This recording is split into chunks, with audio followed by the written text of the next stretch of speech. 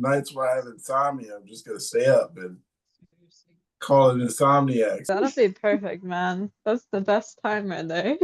I'm gonna tell everybody who has insomnia, check in right now. There's gotta be more of us that stay up late. There's no way. Right. When did you fall in love with your partner again? Mm. You know I Again? can't answer that one. I don't find my partner attractive anymore. I don't find myself acceptable anymore. I am thinner than I was before my pregnancy, yet I feel lumpier, fatter, saggier than ever before. Most things my partner does just gets on my nerves. I can't stand him kissing me, touching my body, trying to have sex with me. I look at him, and all I see is a very overweight, spotty, sweaty man who kisses wetly like a dog. God forbid I turn down sex. He has a tantrum on par with our toddler. But I don't want anyone else either. I can't envision kissing anyone else, holding their hand, sharing dinner, handling our toddler with them. He's an amazing dad, a wonderful dad, but I don't want to be intimate with him. Mm. That sounds off just because she's saying she doesn't want to be intimate with anybody. So Yeah, she might be going through you guys something. need to have a talk because there needs to be a conversation here. Oh yeah. If he knew this, he might act different. What'd you say? Hey, James.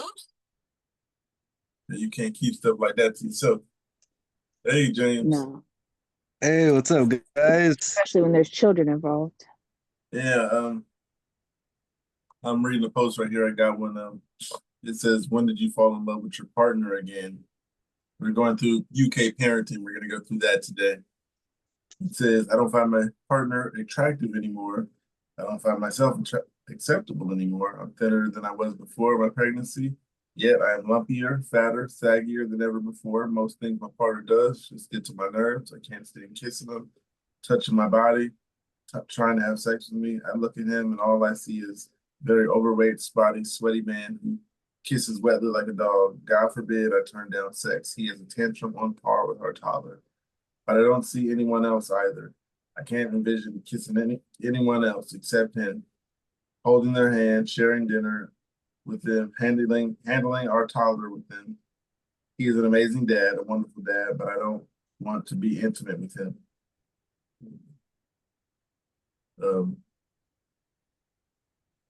I said that's a conversation you got to have with him. Don't string him on. Don't do it for much longer. And that's how you build resentment. You do it, That you don't want to. yeah, No. that's a tough one.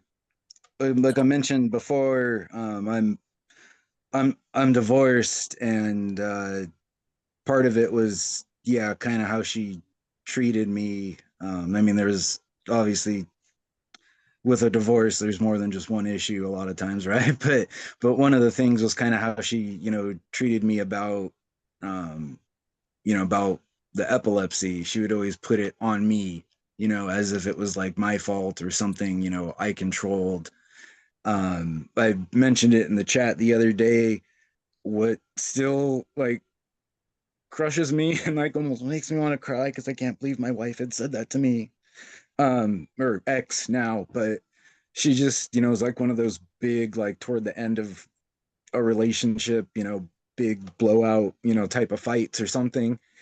And, so she threw the driving and everything in my face, and she just said, she's like, "You're just a fucking burden to everyone around you. You're a grown ass man, and people have to drive you everywhere and take care of you." And like, just went off on me. And I, like, right now, I'm even like tearing up a little bit, just still thinking about that. And that was pretty much like the moment when I realized, like, I need to get the fuck out of this relationship. Like, I'd rather not have anybody around than have somebody that, would say stuff like that. Somebody that I had been in love with, we split up in 2017 and we met in 2005. So it wasn't like it was a new, I'm sorry guys. No, But it wasn't like apologies. it wasn't like a new thing to her. Like she knew about it and it just, yeah, she just couldn't take it, and I couldn't take it, and yeah.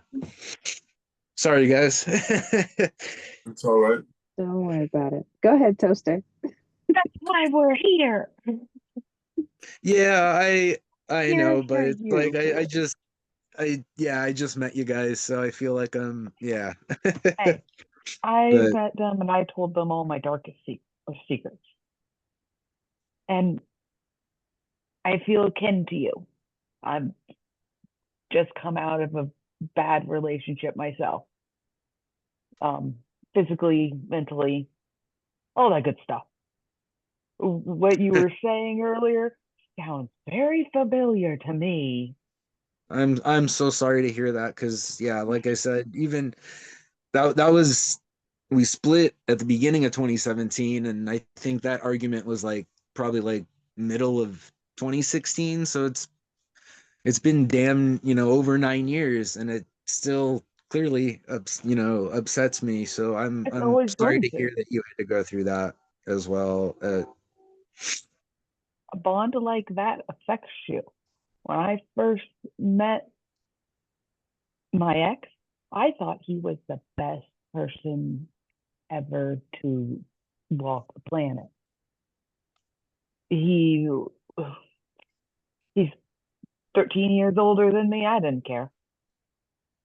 It was That's funny. When my ex-wife and I met, I was 19. This is gonna sound weird. Let me finish the story, but she was go ahead. she was 15 at the time. Met at a, like a high I have a school 4 year difference. That's not bad. type party. Yeah, back then. And I was told she was 17. So me being 19, I was like, okay, that's not a big deal. Later, about a month later, after us already dating, hooking up, then, MySpace was the thing at the time. So we had gotten, friends on MySpace, and I was like, wait a minute here. You said you're 17, but on MySpace it says you're a sophomore in high school. That isn't what. She's like, no, I'm not 17. What are you talking about? And I was like, okay, this is not what I was expecting. But obviously it worked out for a while, in the end. And once you get to be adults, 4 years isn't a big difference, right? Like you just said, 13, years with your ex. So 4 years isn't, No, yeah. that's not. It's when you're an adult, things are different, and there's also kind of the 4 year rule, if that makes any sense. At least when I was younger. I mean, now thinking about it, I feel kind of creepy that I did that. But like, but like right, but like right now I'm Oh, no. 39. I'm 39. If I met somebody that was 35, I wouldn't be a big deal whatsoever, right? But No, 19 and 15 is kind of iffy. little weird, little weird.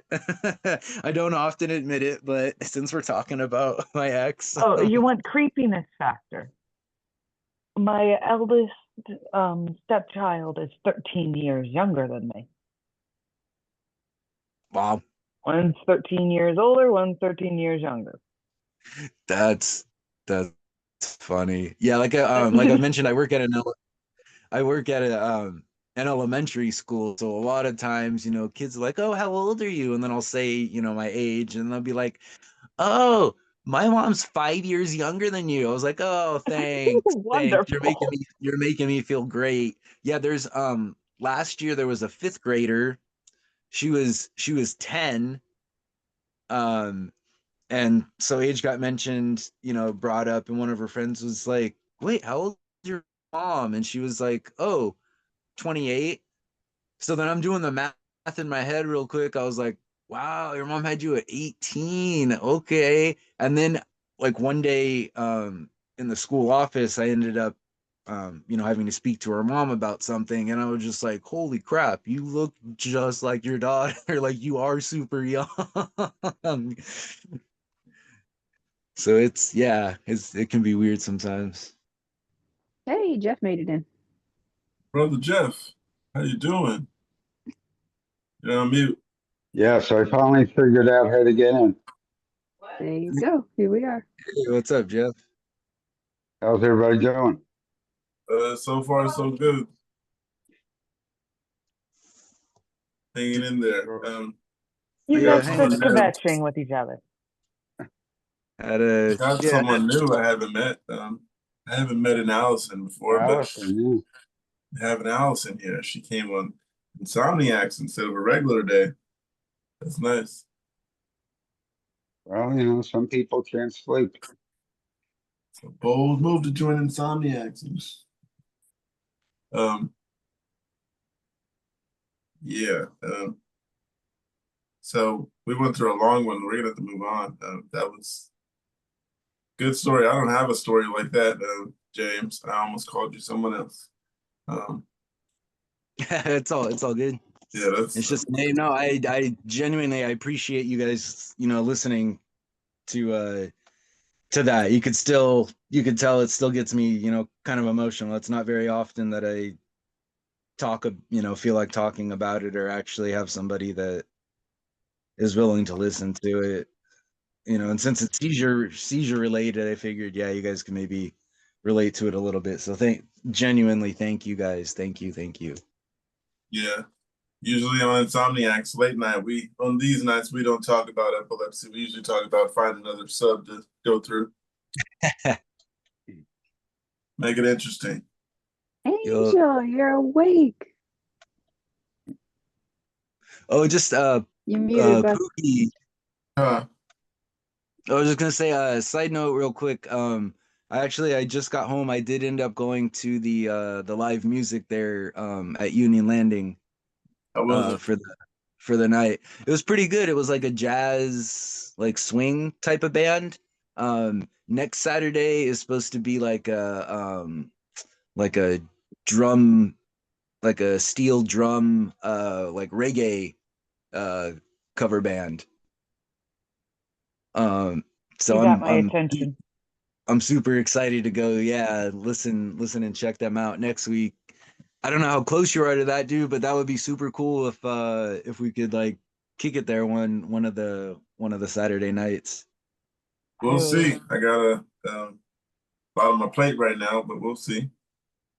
Yeah, for sure. It's from 5:30 to 8:30. Right there in the heart of Union Landing, right across the street from the theater. But that'd be cool just to meet you in person. We could do like a quick little live stream or something from there. Never know. Was I muted when I came in? Hmm? What do you say? I just said, came was I on to muted? say hello, and I have to go to sleep, so I'm being yelled Oh, at. I'm Time to go to gonna bed. let X go free put me to sleep. Sleep I'll good. see you I'm on so Tuesday. glad to see you.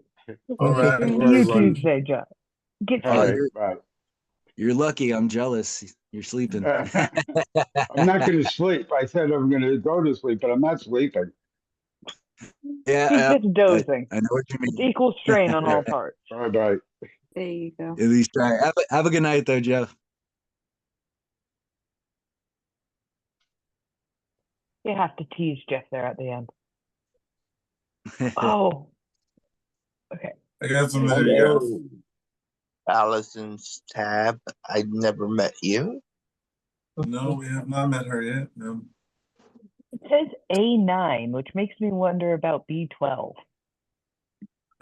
Just took mine. I have an A10 tablet, so that's an A9. Vitamin. I was like, what? Okay, I got something. It says, what would you do if this behavior, with this type of behavior from your 15-year-old? My grandson, age 15, lives with us. He moved in about 10 months ago. His own mom was struggling with her medical and health issues. He wasn't going to school as often as he should, so made the choice made the choice with his input and consent to live with me and my husband. We have 4 girls, all who have grown up, so it's okay to have him over. He's very angry about life, about stuff. Over the course of a year, he's begun to extremely rude and disrespectful. Last week, he came in the house. He came in from school. He was very angry again and rude, snapped at me, and was very disrespectful. He does boxing, so I took him to boxing class. I want him to continue to do what he does. And that I said I'd be a bit late picking him up. As I was in a Zoom meeting, he was filming when he got in the car and picked him up, and I picked him up. I said, hey, there's no need to be like this. I didn't swear.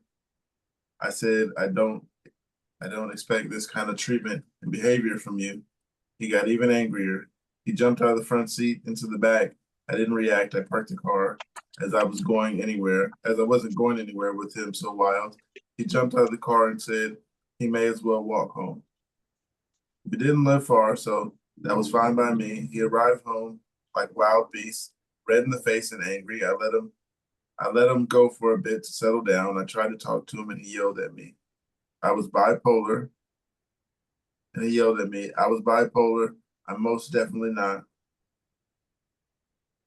Something's gone unchecked with me and accused me of being a nutter. He then left for the night with his girlfriend. He has since come back, but dismissive. He refuses to apologize. He sticks his headphones on and basically ignores me. I am really struggling with this as I never speak to my parents or anyone like he does. What's a suitable plan or therapy? Yes, therapy is in the card as a must, but how would you react to the latest outburst? Calling me bipolar and a nutter is unacceptable and needs consequences, but what consequences is my question. How to manage it. When I look back over the year, the way he speaks has slowly crept in.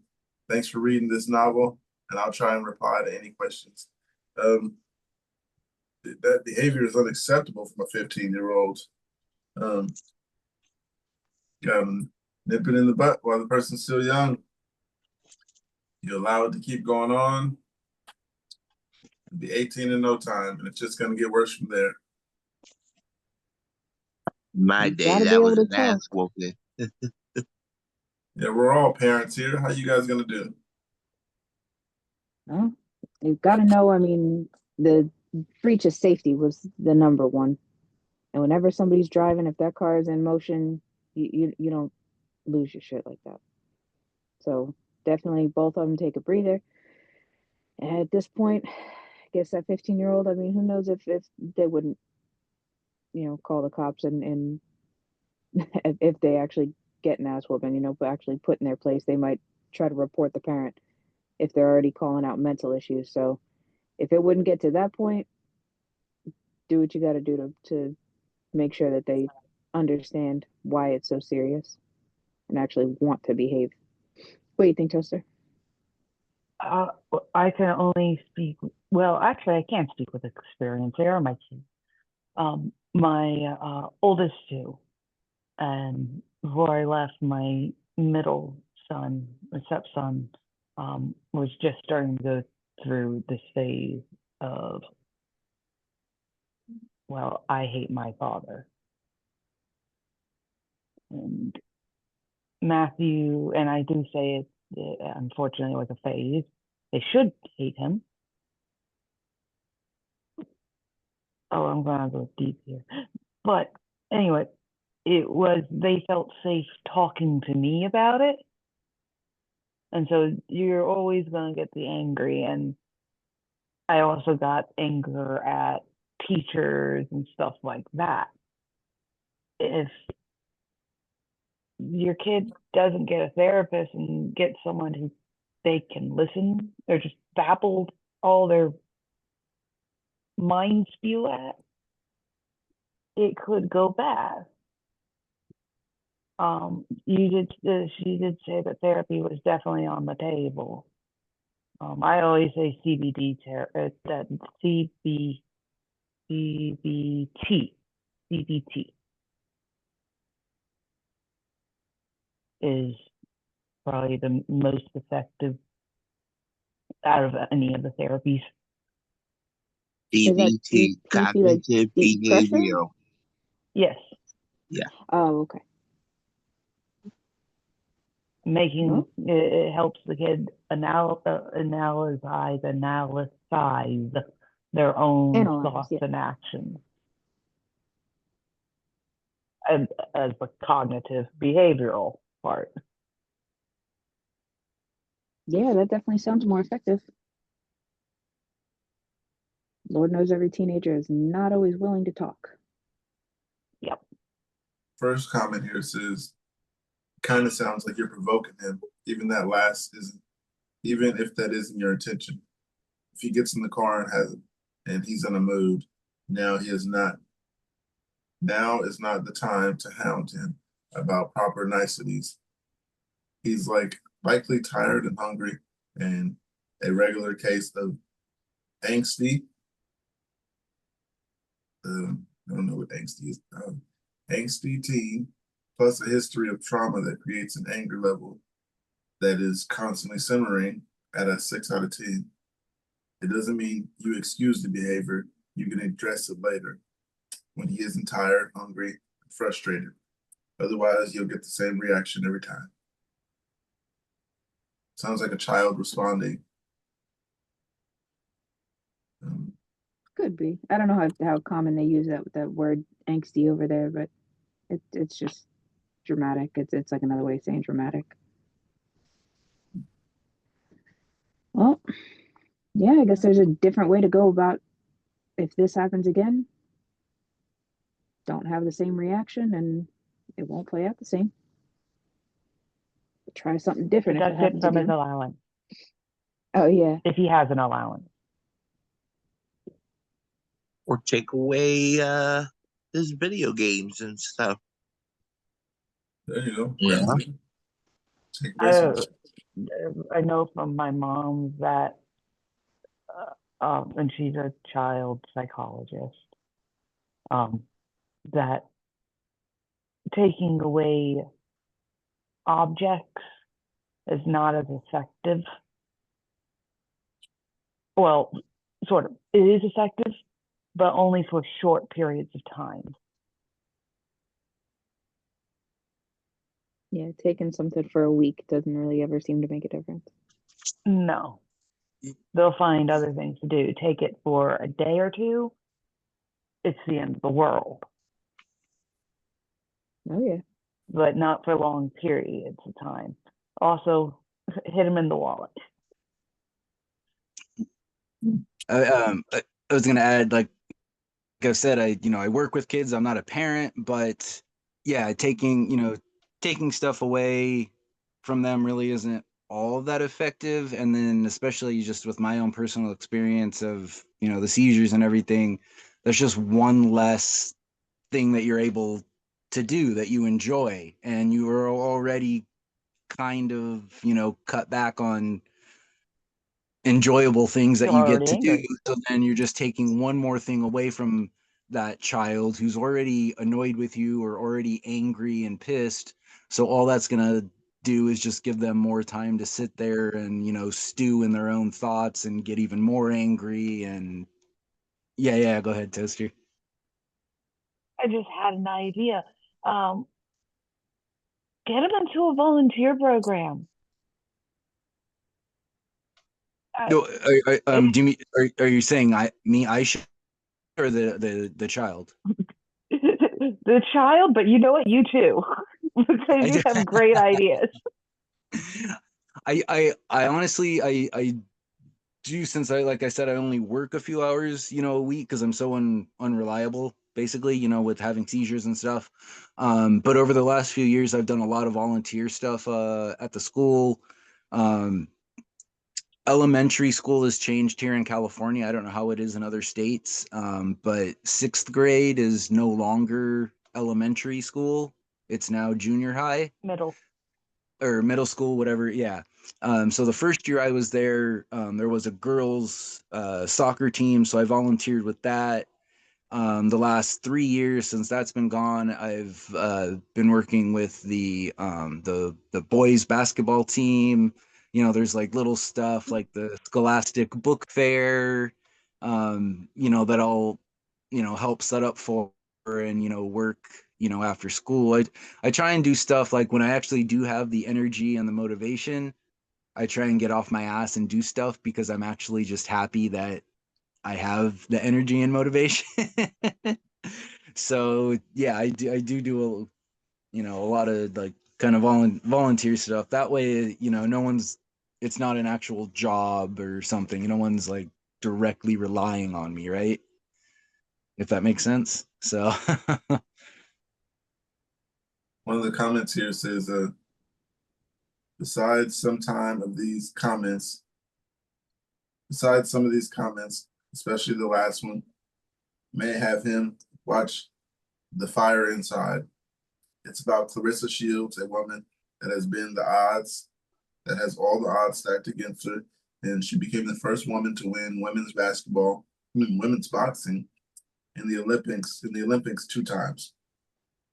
It might be about a woman, but if he's hesitant, just ask him to consider learning about her and other famous boxers and how they found their way to focus their energy on that allowed them to become one of the greatest.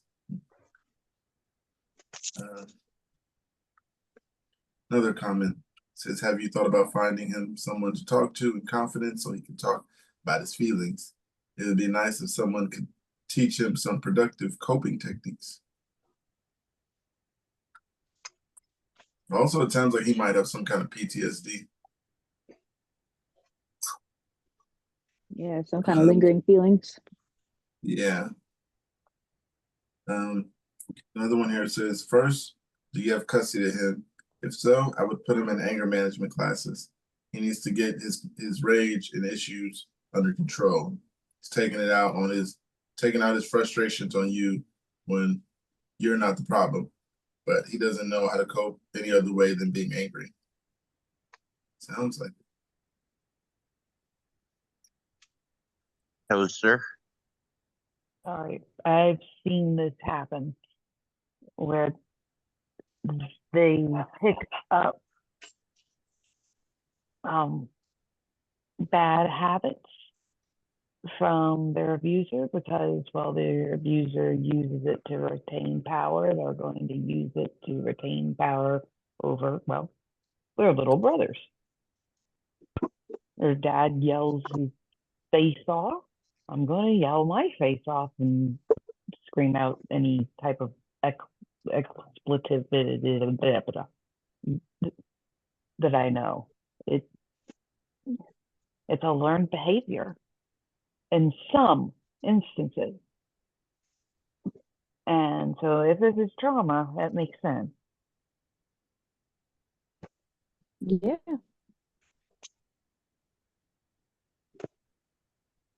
That's not something that people bury easily. Like the cat, Pookie.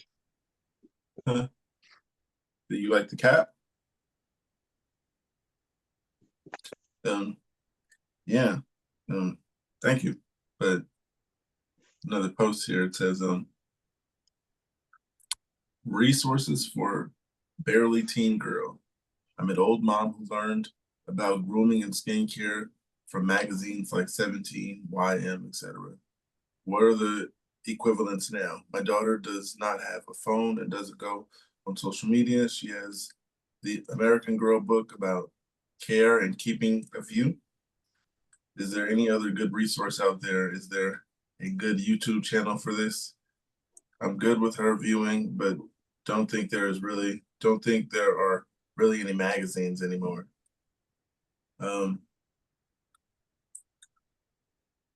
Yeah, I don't know anybody who looks at magazines still.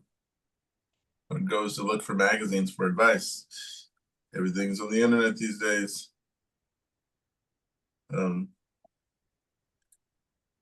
So, sure, you got anything? I don't have I do have teenage girls, but they have the internet. This person isn't allowed on the internet. Yeah, my daughter went on the internet. I really wasn't uh, I I hated that type of thing, and if I had to, my mom did it for me. There's a reason why my hair is short, so I don't have to take care of it. And sometimes I wish my hair was short, and then I'm like, I don't know. I'm on the fence about it. One of the comments here says, "What about the library for books and magazines on it?" And the author responded, "Yes, I guess I'm asking for the titles that to recommend." The other person said, "Ask the librarian." Someone said, "I think the equivalent now is online. There isn't print media keeping up with the trends in the same way that we had when we were teens. We were all learning from magazines. That's where beauty trends lived, but it isn't that way anymore. If she wants to be aware of what is current and would be on social media." I don't suggest social media, but yeah. I like how that person said, it's the times have changed, basically. Yeah. It's nice to always remind them though that if they do have questions about lifestyle and stuff like that, to be the first resource. Come ask mom that question before you ask Google.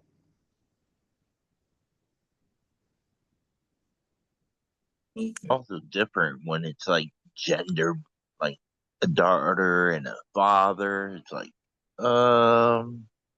yeah, I didn't have to do that when I was younger. I was too lazy until I actually had to do it. But then I had the older woman helping me. Never mind. I never learned how to do it.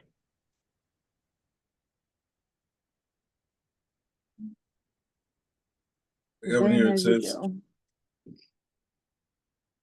says, go. "Should I keep my promise?" I say yes, but let's see. It says, "So I have a 5-year-old who has 3 older siblings who all share the same dad.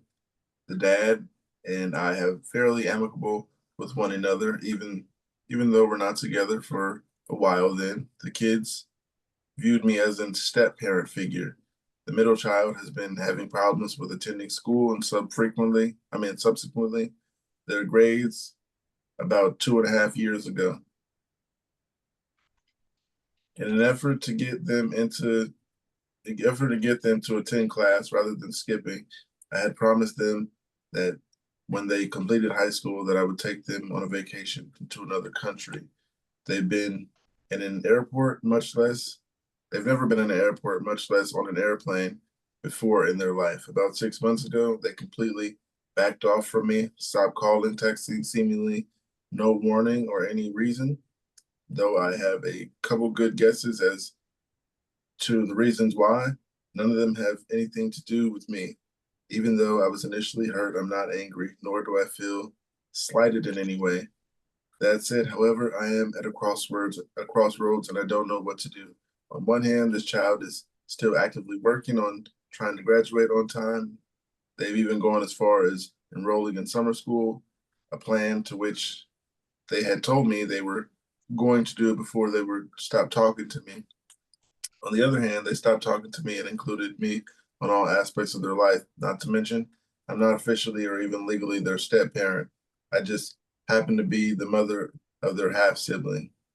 I don't want not to feel fulfilling my promises to come off as retaliatory punishment, because it's not that at all. But I also don't want to just hand over a vacation that's upwards of $5,000 or more to someone who doesn't even look or act like or consider me potentially as family. I guess to clarify for a bit is that while yes, I am definitely an aggressive in agreement with, as other adults must always keep their promises too, or actively do everything we possibly can, at least to our kids. Well, my follow-up question is, for those who say yes, how should I proceed? Should I just quietly keep saving and let her reach out? What about booking the actual trip? Do I risk buying actual tickets that are oftentimes non-refundable, and that will be a bitch to cancel? I live in a country that has current class action lawsuits against airline providers over that exact issue. Months in advance is hopes that she reaches out or wait and subject to pay higher ticket prices at the last minute.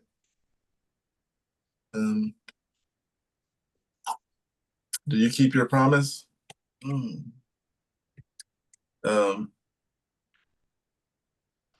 don't know about that one. I mean, if you're not going to keep in touch with me, it doesn't sound like you want to go on a vacation. You remember to go on the vacation. You're like, I'm going to talk to this person now. My stepmom, not official. She's going to take me on vacation though. So, I mean, not do it for the vacation, but at least stay in touch if you agreed.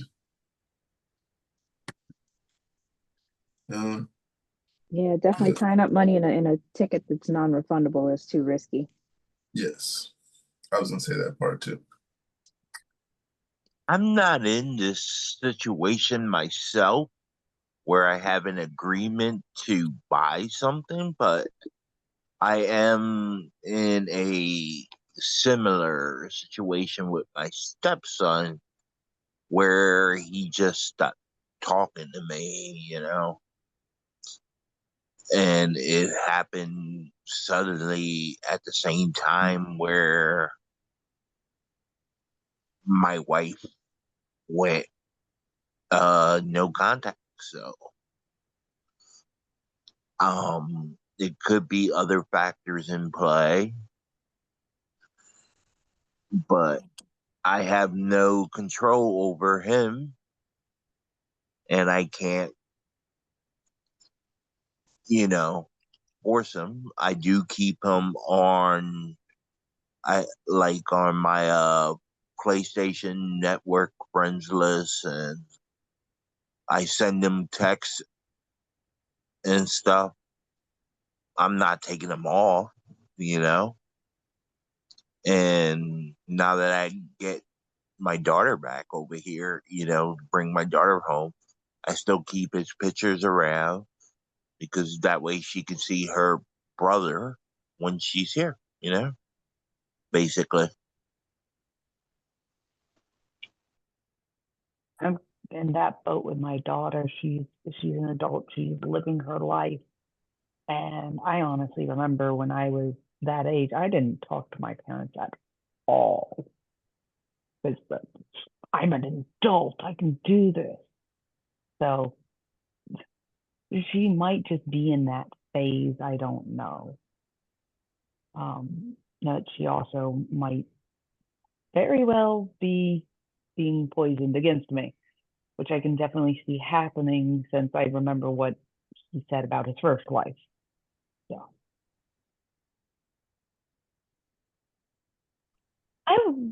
Did we have an icebreaker and I missed it?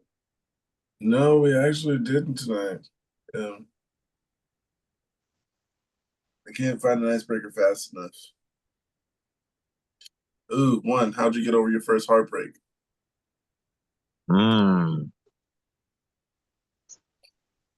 My first heartbreak. Mine, well, we had a kid, so I just had to keep going. I had to keep seeing that person, and you just got to get past it. There's not much you can do.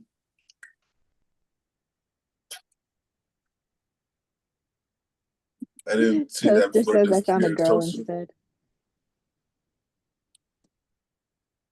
Toaster, I didn't see that before it disappeared. I found a girl instead. I should have did the same thing.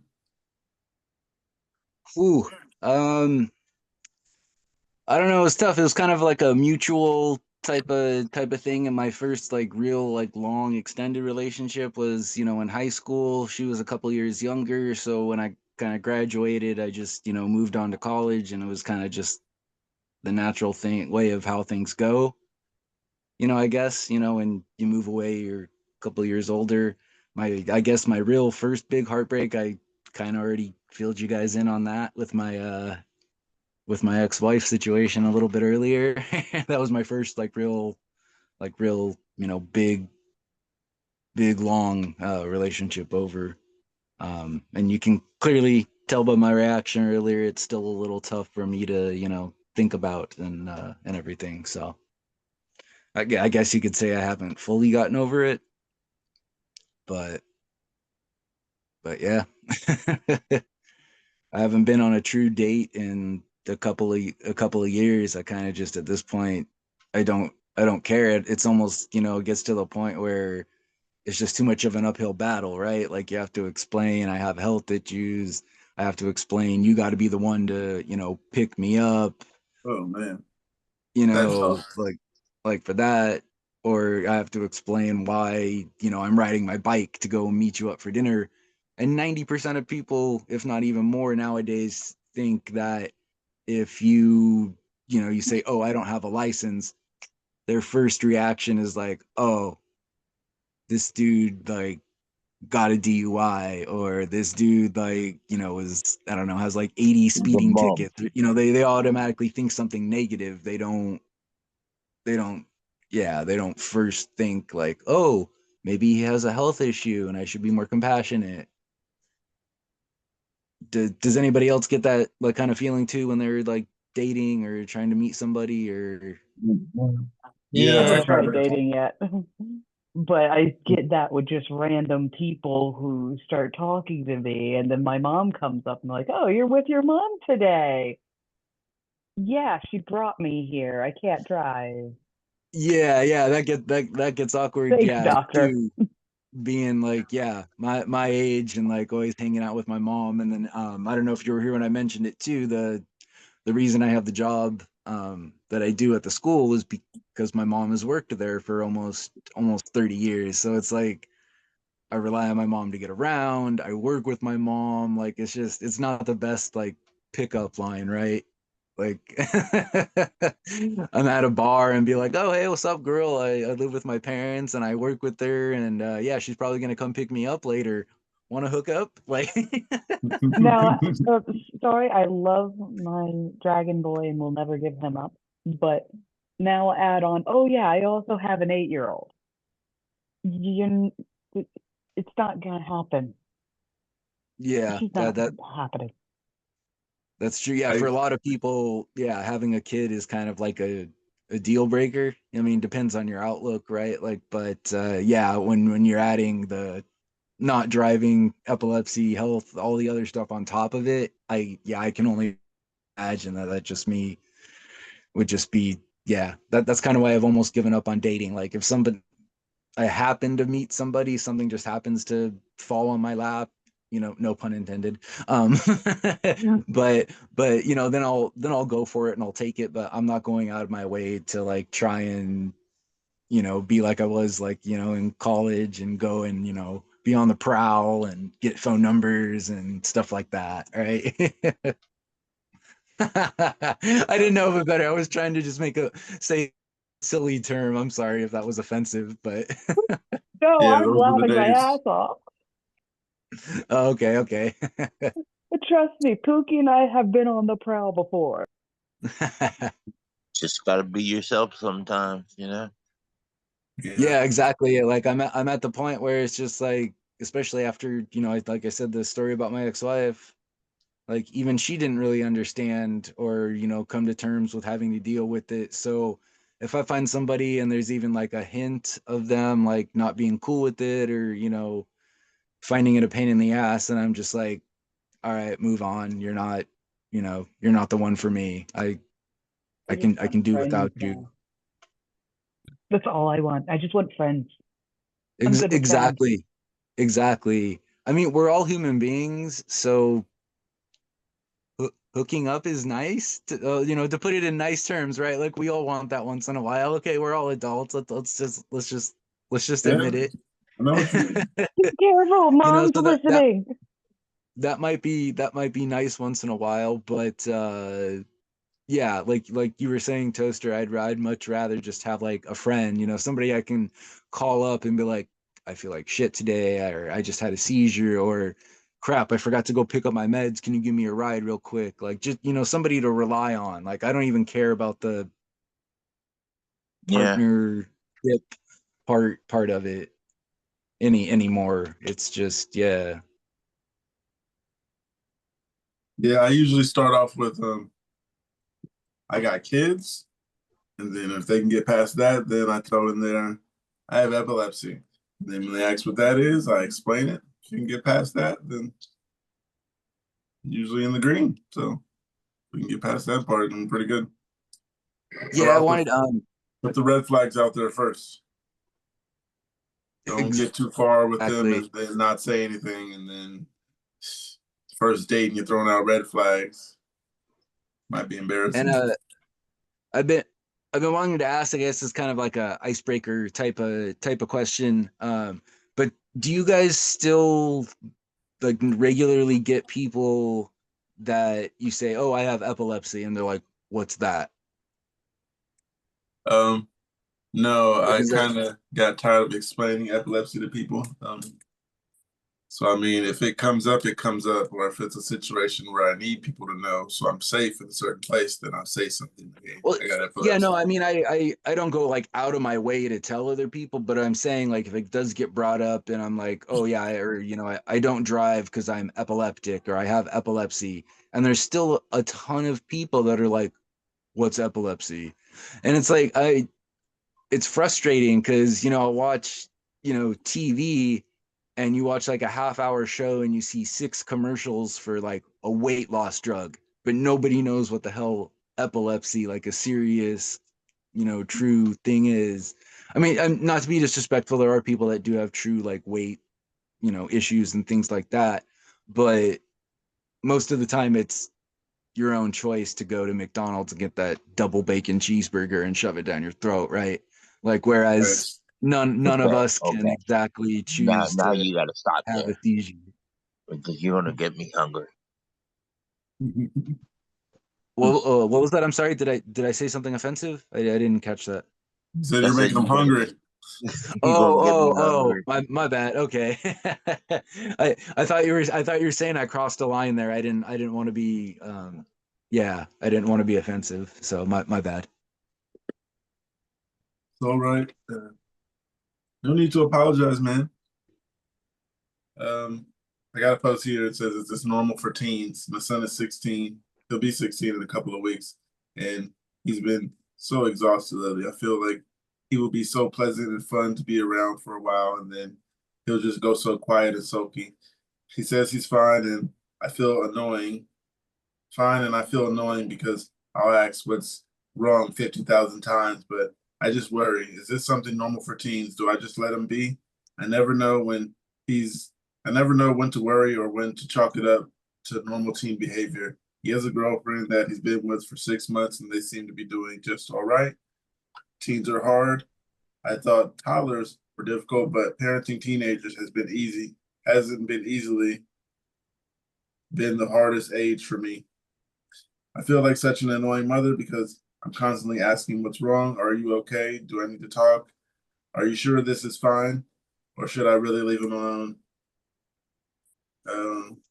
It's a teen boy.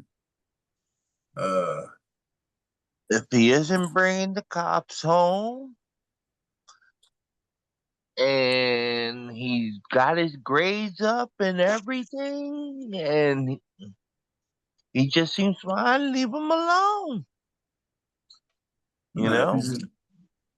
Yeah, I understand what you're saying. If he's doing all right, he's not doing anything wrong, and you're just saying Yeah. he looks wrong, then just leave it alone. He might actually be all right, and Yeah. it's just a teen. Teens will do teen stuff. Yep. I remember got 3. puberty. I'm not gonna say teaching teens is no fun, but it's rough. I, I mean, Kate's going through it right now with her daughter, and I I'm went quiet. through it with my stepson. Yeah. One of the comments says he sounds fairly And normal. Toaster went through it too. Oh yeah, I forgot Toaster. Got the teen And Pookie. girls. Pookie's got like 6 of them. They're not teens though, not all of them. One girl, 2 boys, 1 dragon boy. I like you call him Dragon Boy. Yeah, there's a comment here that says he sounds fairly normal. Don't push sleep, protein, calories, and vitamins. Their bodies are still growing, and that might be part of it.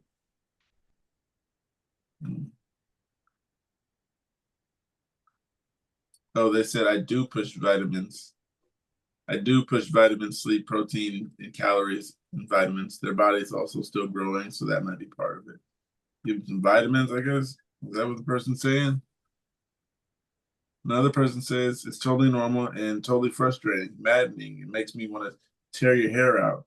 And usually they they are nice and friendly around 11:30 p.m. at night on a Tuesday when you want to be sleeping.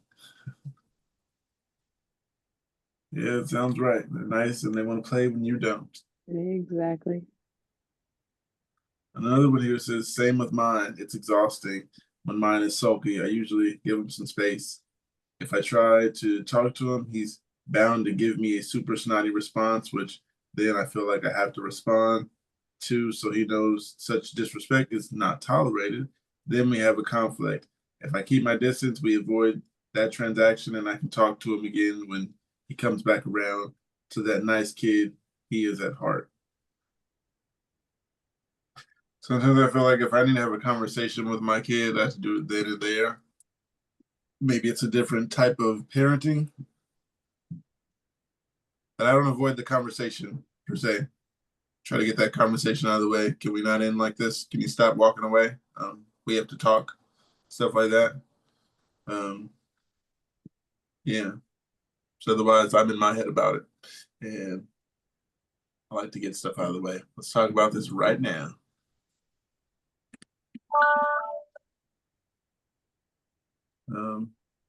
Pill time. One more comment. It says my daughter is 13 in a few weeks, and I've been making sure we hang out a lot, going to eat and to do something, not buying her things, as that is not the purpose.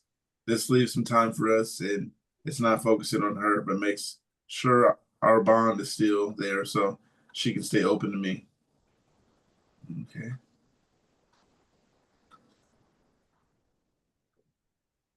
Someone said teenagers and mental health is hard work.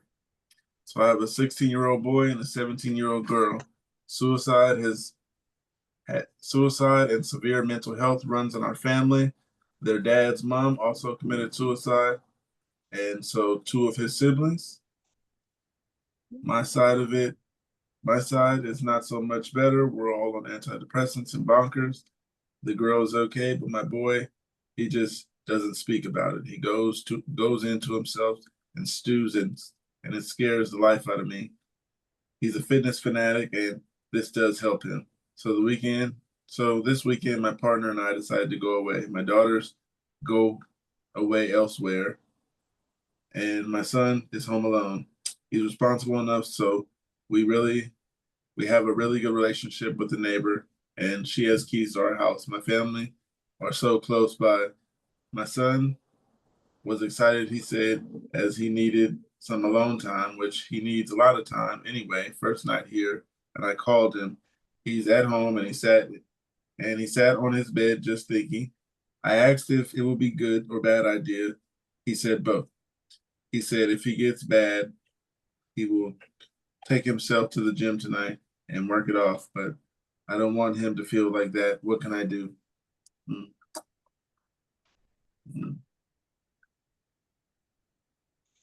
I guess that's another situation where you would just want them to know that they can reach out anytime for whatever reason. What do you think, Toaster? So then, like, he has an outlet, and that's always a good thing. That is always a good thing. Absolutely. That he knows that if he's upset, he can do this to make him feel better. That's actually really good. If my dragon boy knew to go out and throw a frisbee every single time that he started getting upset, Juniper would be so happy because she'd be running after the frisbee.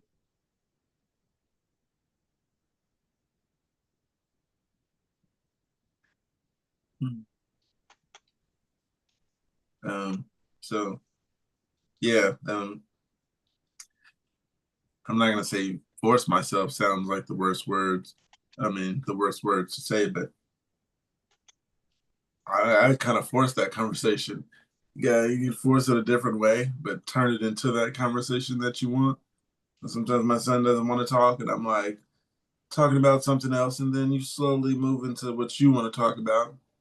And once you get him and you're talking to him about something, he's usually not gonna walk away. Well, um, yeah, I haven't had my kids walk away from me in a while,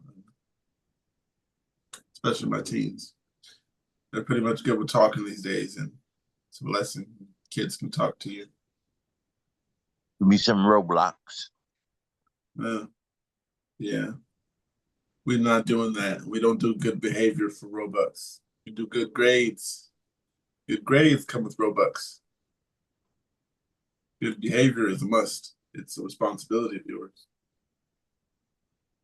One of the comments here said, "This is what makes parenting a teenager so hard. I am learning that I need to allow my teenage son space to figure it all out and deal with all of his emotions. I want to rush in all the time and be there for him and help him through it all, but the fact that he needs to figure this out on his own. Keep being a great parent and good luck."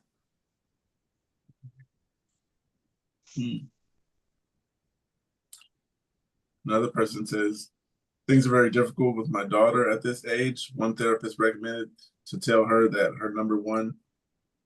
tell me her number one on the scale of 1 to 10, how okay she was. 1 to 3 was concerning zone. She was supposed to just text me her number whenever she was feeling away, but she never did. So I set an alarm to text her number every day. It gave her a way to tell me how she was feeling without a lot of words, but opened a line of communication, and it helped both of us think." That's a decent way to go about things. Yeah, anything that helps.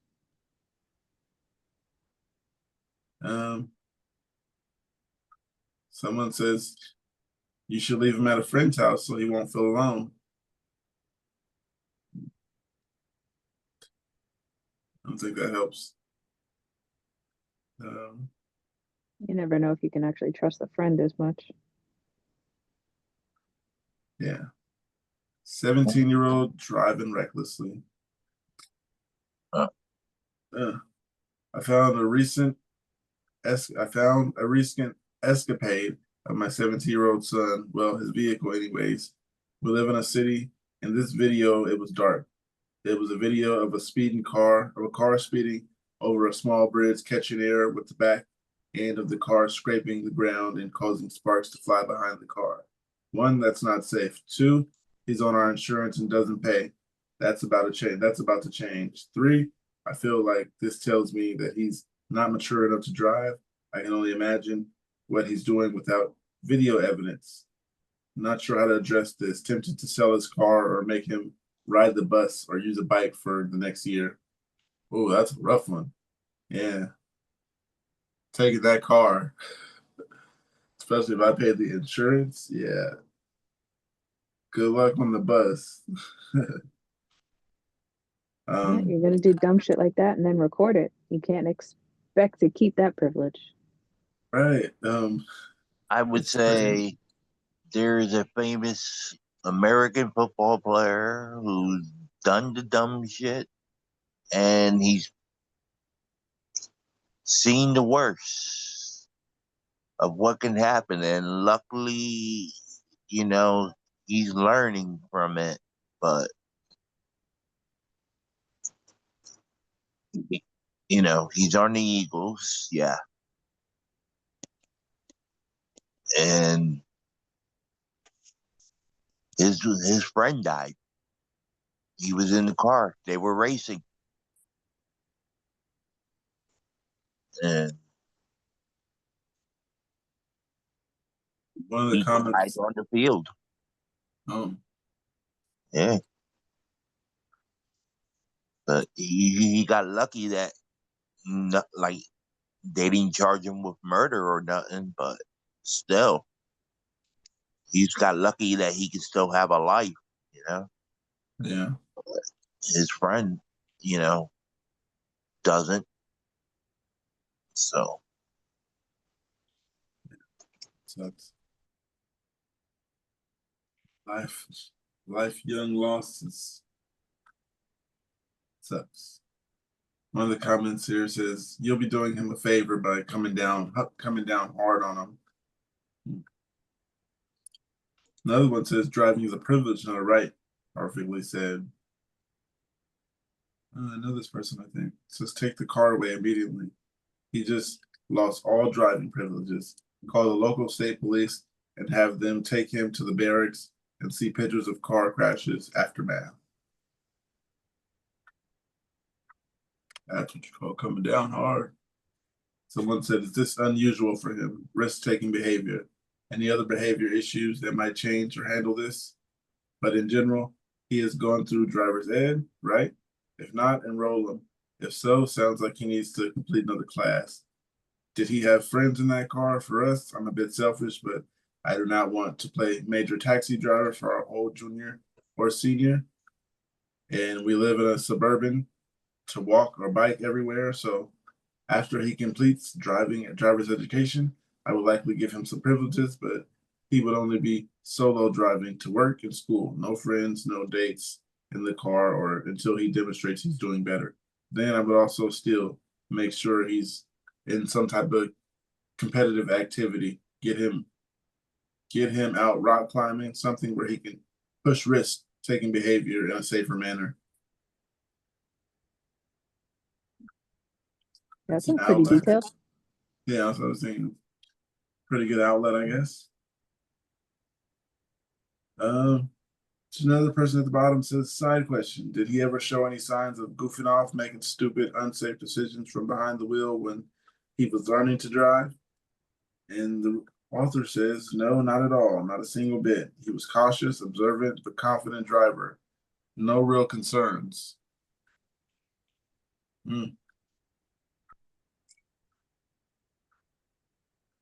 Maybe he just Wait, started that watching Fast and actually Furious. concerns me.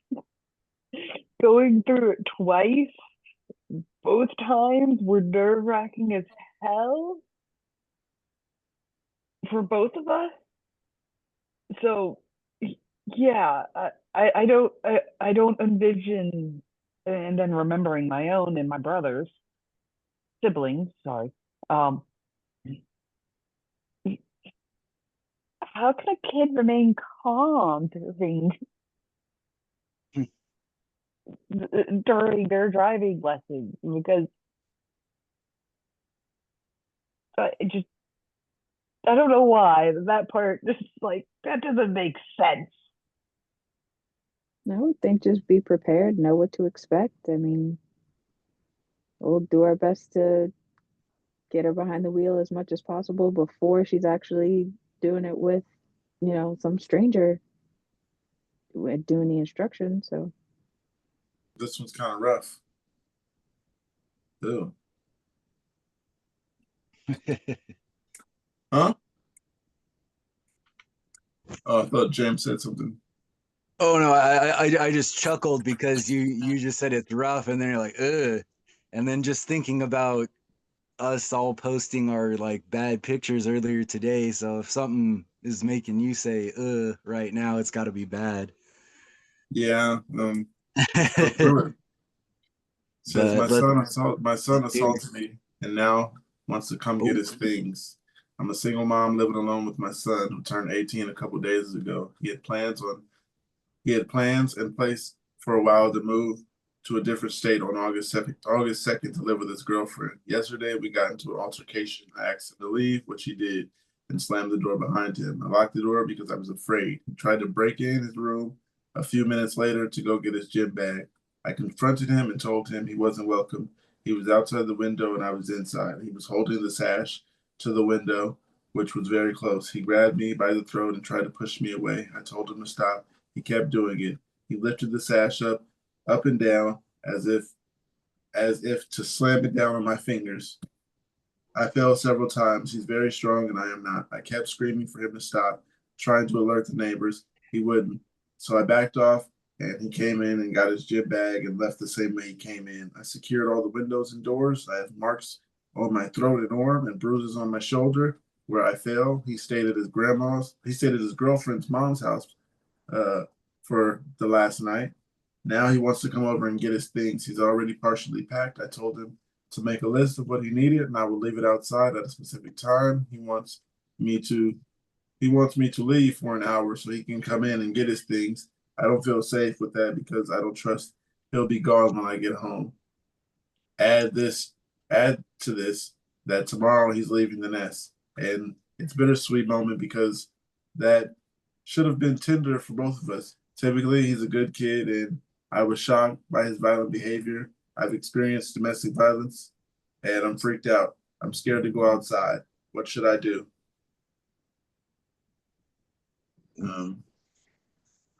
That's a tough one. I would say have like a trusted friend or family member or something, there, like just as backup or something. I mean, yeah, that could go down. I'm not saying, to have an altercation or nothing. I'm just saying, like, have somebody around that you trust, that's safe, that could kind of be like a mediator or something, right? Like if that's the right word. What do you think, Toaster? I just came from an abusive relationship, as everyone knows by now. Make a plan of escape before it happens again. And if I remember right, about 90% of abusers will abuse again. And I'm not talking about drug abuse. Another thing, give me one moment. I need to go get my book. Or the book. Go ahead. Go ahead. Called, I want to hear this. it's called Why Does He Do That? By Lundy Bancroft. And while, yes, it uses the term he addresses that in the beginning. He can be interchanged with she throughout the entire thing. And he addresses that in the foreword. I think it was the foreword. Yeah, definitely. No worries on that one. Yeah, for me, that's a rough one. If my son was to, well, I'm not a single mother. Let's get the answer from a mother real quick. Hey, Kate, what's going on? This little shit sounds like he's too far gone. So I was trying not to sound like he needs, somebody needs to get violent with him, but that just sounds like too far gone. All right, Toaster, what's the part of the book that applies best in this situation? What does that say again? That goes beyond. What does the front of the book say again? Why does he do that? Why does he do that? I'm just going to read, if you don't mind, go ahead, the note on terminology and the introduction. Yeah, go for it. I'm interested. And I will also, I can also post a free online version later. I could do that. And referring to angry and controlling men in this book, I have chosen to use, in most cases, the shorter terms abusive man and abusive. I have used these terms for readability and not because I think that every man who has problems with angry or controlling behaviors is abusive. I need to select a simple word I can apply to any abuser who has a reoccurring problem with disrespecting, controlling, insulting, or devaluing his partner.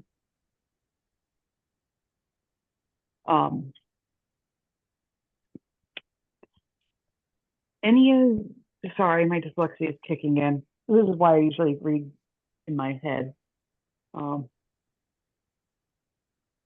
Any of these behaviors can have a serious impact on a woman's life and can lead her to feel confused, depressed, anxious, or afraid. So even if your partner is not an abuser, you will find that much of what is described in these pages ahead can help clarify for both you the problems in your relationship and what steps ahead you can take ahead in a more satisfying, supportive, and intimate direction. At the same time, remember that even if your partner's behavior doesn't fit the definition of abuse, it may still have a serious effect on you. Any coercion or disrespect by a relationship partner is an important problem. Controlling men fall on a spectrum of behaviors, from those who exhibit only a few of the tactics I will describe in this book to those who use almost all of them. Similarly, these men run a gamut in their attitudes, from those who are willing to accept confrontation about their behaviors and strive to change them, to those who won't listen to a woman's perspective at all, feel completely justified, and become highly retaliatory if she attempts to stand up for herself.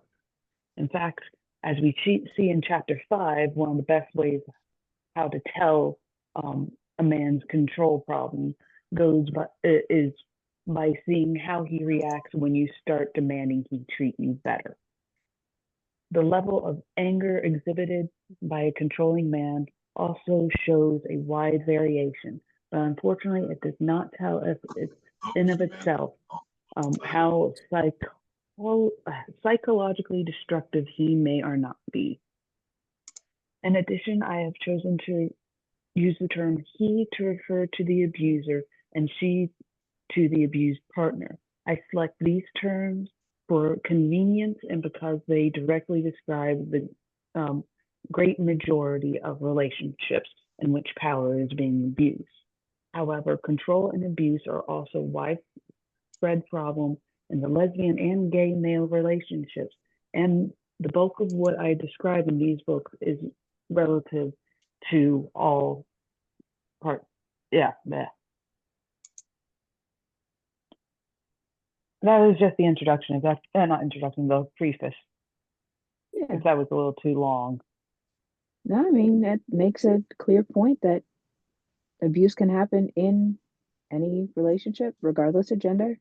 What stuck out to me about that post is that it's her son. It's her son, and if it's gotten to that point already, then oh wait, like you it's her said, son. I mean, I didn't click on that part.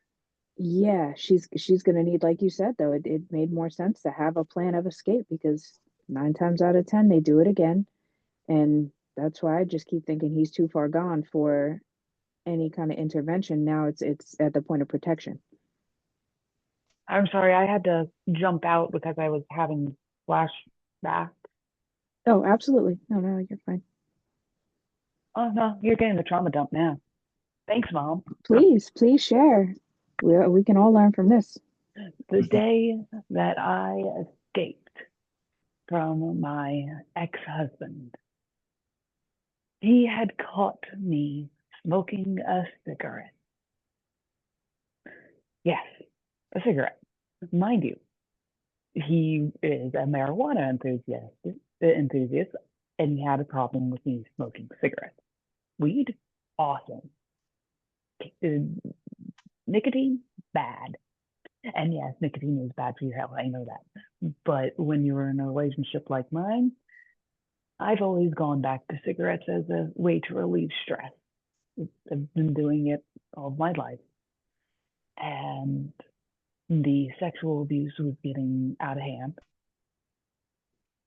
And I'm sorry.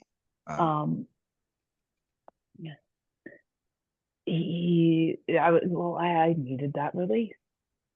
And that day he confronted me about it.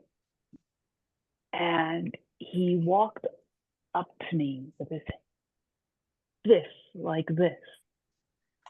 So, and yes, this is all written down. So I'm telling you what I remember, and yes, this can be shared. It is public record. I lifted my knee to protect myself. I don't think I hit him because he didn't go down. Instead, he grabs my throat. I'm trying to find any purchase I can and somehow managed to bite his arm. He then starts bashing my head into a corner of the wall. And if you know corners, they are reinforced. Yeah, that's dented. I have pictures of that too. And it gets worse. You saw my eye picture yesterday Yes. and what corners. Yeah, trust me, I know all too well what a corner can do Corners are evil. to your head. Yeah. Don't be a square. Well, it gets worse. I'm here. Oh no. He finally does let me go. I run to the bathroom. It's the safest place I could think of. When I come out, he says, "Oh, I'm going to pass out," and promptly falls over onto the counter, like I've done many times before. Jeez. Got stitches in his cheek. I don't know why he passed out. Maybe all the adrenaline just washed away too fast or something. And I called the ambulance on my daughter's phone because he's thrown mine somewhere and I haven't found it yet. Jeez. And the ambulance comes. My daughter goes with him. I don't because, well, I really don't want to be around a guy who just bashed my head into the wall. And That's reasonable. Yeah. I tell my best friend at the time, Chuck, and Chuck, bless his heart, he called my parents, and my parents started making plans. Unfortunately, by that time, he had already come back to the house. And he wanted to show me what really happened. And as he was doing that, I'm sitting on the couch. I'm not standing, but I'm sitting on the couch. He gets to the point where I'm lifting my knee up.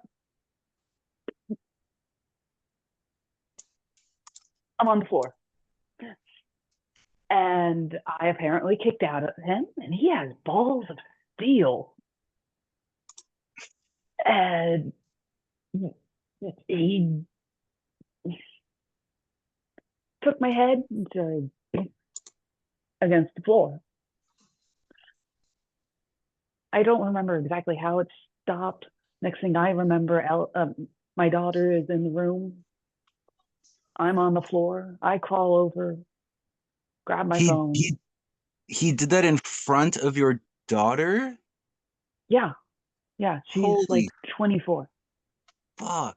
That's I mean, not disrespecting anything you've already said or discounting No, it, but that just adds it's a whole nother it's level a whole to it. nother level, isn't it? Yeah. Yeah, I'm getting a little teary just hearing you. Yeah, talk about this. I'm sorry. Continue with your story. I know you want to get it out. Thank you for allowing me to trauma dump, because I haven't told anyone this but my therapist and, well, the court that made me relive it all. But now I'm reliving it because I want to get it out. Anyway, I called the police. The police come and they arrest us both. Both? Uh-huh. And because once you finish yours, I have a rather interesting one too, where because it was on a Friday, we couldn't be released until Monday. Oh Jesus! thank God my daughter was home, or there would have been a whole nother set of problems with not child security, child protection. There we go. Mhm. Now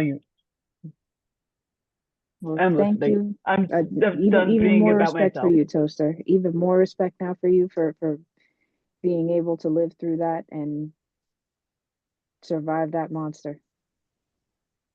Because that's a big deal for you to be such a creative, enthusiastic, like just bright person, having been through that. What Yeah, can I say? I'm great with kids. I maybe another time, just after we're already talking about the other story with my ex.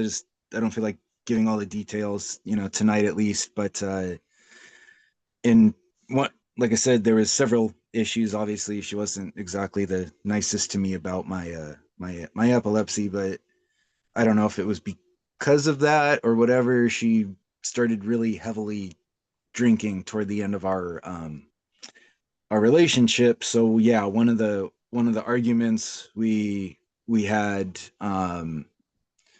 she she punched me in the face, and my sister was right there as well.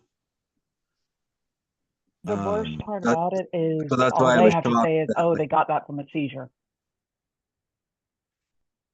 yeah, I know, but she didn't have epilepsy. I didn't have a seizure at the time. It was just our Oh no, I disagreement, mean her that's being drunk. how bruises Yeah. got called off.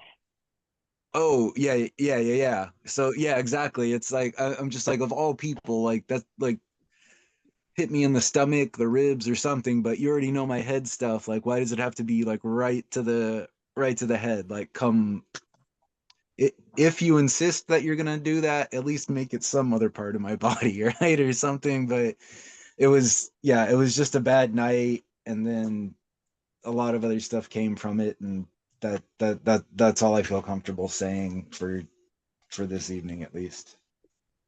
That's okay. It took me how long have we been doing this? 2 months to finally be comfortable with saying it in front of Pookie and Katie and Angel and you. You guys are my friends, and I love it. Yeah, exactly. I don't know. I guess it's different because it's not like really in person, but yeah, I had like one super super close friend, um and she was a female, so I felt, a little more comfortable opening up to her than I would with, like, one of my bros or whatever. So she's the only person that I've ever told before. Well, I mean, obviously, like I said, my sister was there, so she knows the story, and my family knows. But yeah, I've never really told anybody. I'm just not comfortable. But it's like we're the reason we're all talking is because we're sharing, like, our worst. Like, we all have, like, our worst thing in life in common, right? I mean, kind of. You Epilepsy. can kind of say that. You know what I mean? Like, yeah, the seizures, like, that's obviously a disability for all of us. That's the only reason that we're all sitting here talking. So it's like, if we're going to talk about that, most anything's on the table. For at least, in my opinion, right? I don't know how you guys feel, but yeah. Understand. Um, we'll touch on some of the comments from this post. But yeah, with me, I don't know if I can take a child putting their hands on me. I'm not sure how I would react. But I could tell myself at the moment, I'd call the cops. I'm not exactly sure how I'd react in the moment because it sounds like heat of the moment stuff might happen. But yeah, put your hands on me, I'm calling cops. Take what's coming with that. I would not like to fight a child, but I'm a pretty big guy and I expect my son to be big. And if you hit me, and yeah, I have to respond somehow. I can't say how I would, but I'm saying that I might not be able to hold myself back if my son was to choke me, as Is this woman it said her son normal choked for her. sons to fight dad? Huh? Is it normal for sons to fight dads? Because I remember my sibling doing that, and I also remember Matthew, my oldest son, doing that once, and actually didn't do too bad. Still got beat because his dad had more experience, but still. My That's son's just kind of young normal. right now, but he does have light anger problems. He has not swung at me, but he has swung at my mother, and he was, I think, 10 years old. We had a conversation back then. And yes, it is kind of common for father sons to fight sometimes. I've heard a few stories from a few acquaintances. I wouldn't exactly call them friends, but yeah, them fighting their fathers. And I just hope that doesn't happen with me and my son, but yeah, I'm hoping it doesn't happen. Like I said, he does have anger issues, and then it's all talk. So you never know. Kids are cruel. They say some cruel stuff. Yeah. Yeah, 2 years ago there was a kid in fourth grade, and to be fair to him, he was kind of higher up on the autistic spectrum, so he would have kind of his ups and down days, and being that it's my job, I have to you know discipline the kids once in a while, and he was not having it. So yeah, he hit me. Thankfully, it was just like kind of to the side, to the ribs. And like I said, a fourth grader, so he was like, I don't know, 8 or 9 at the time. Wasn't really a big thing. And I understood that he was, autistic. So I was just like, you get that anger for like half a second, but then I'm just like, yeah, this is a little kid. I just got to do what I got to do. I'm just taking him to the office. The principal can deal with this. But but yeah, I can imagine how awkward that would be if it was like your own child. Like I said, that was just some random, kid that I worked with, and he had, learning disabilities. So that was yeah, tough. I can't even imagine the stuff that you guys are speaking on. That's crazy. Yeah, I couldn't imagine my child raising a hand to me.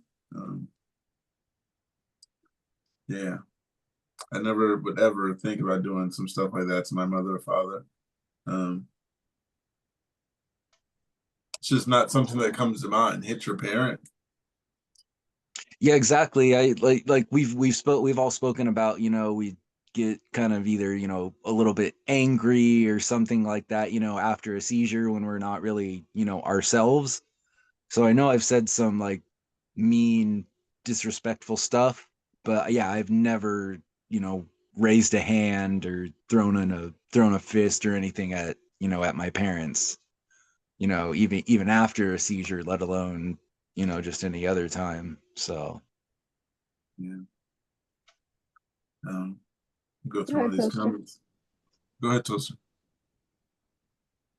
So, oh shit, I forgot what I was gonna say. Nothing wrong. We were just talking about swinging on your parents. Oh, yeah, now I remember. My parents put me in Taekwondo when I was younger, and now my Dragon Boy's doing Taekwondo. And there's a Taekwondo creed, and it's like, I shall not abuse Taekwondo. And I shall use it for peace and justice. Jeffy loved doing it. that sounds like something out of like Karate Kid. Yes, yes. But programs like that early on do help later Oh, on. Yeah, definitely. your Yeah, kids will know how definitely. to fight, but they'll also know the discipline that comes with it. If you find the right instructor for them, of course. I think we might have just gotten, well, no. So this is funny. Master Wilson is, worked with my dad when he was a Taekwondo instructor.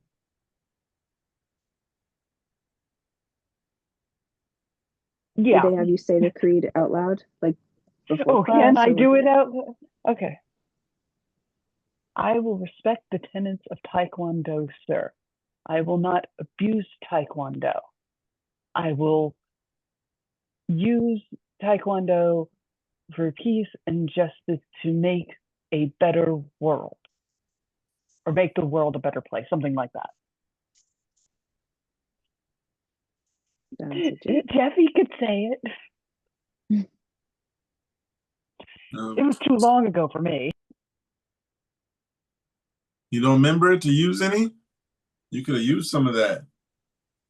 I don't know if you guys exactly do like this, but you know. It doesn't help when the person is over a foot taller than you and twice your weight. Oh yeah. No jujitsu? Sorry about that. But it does help to run away very easily.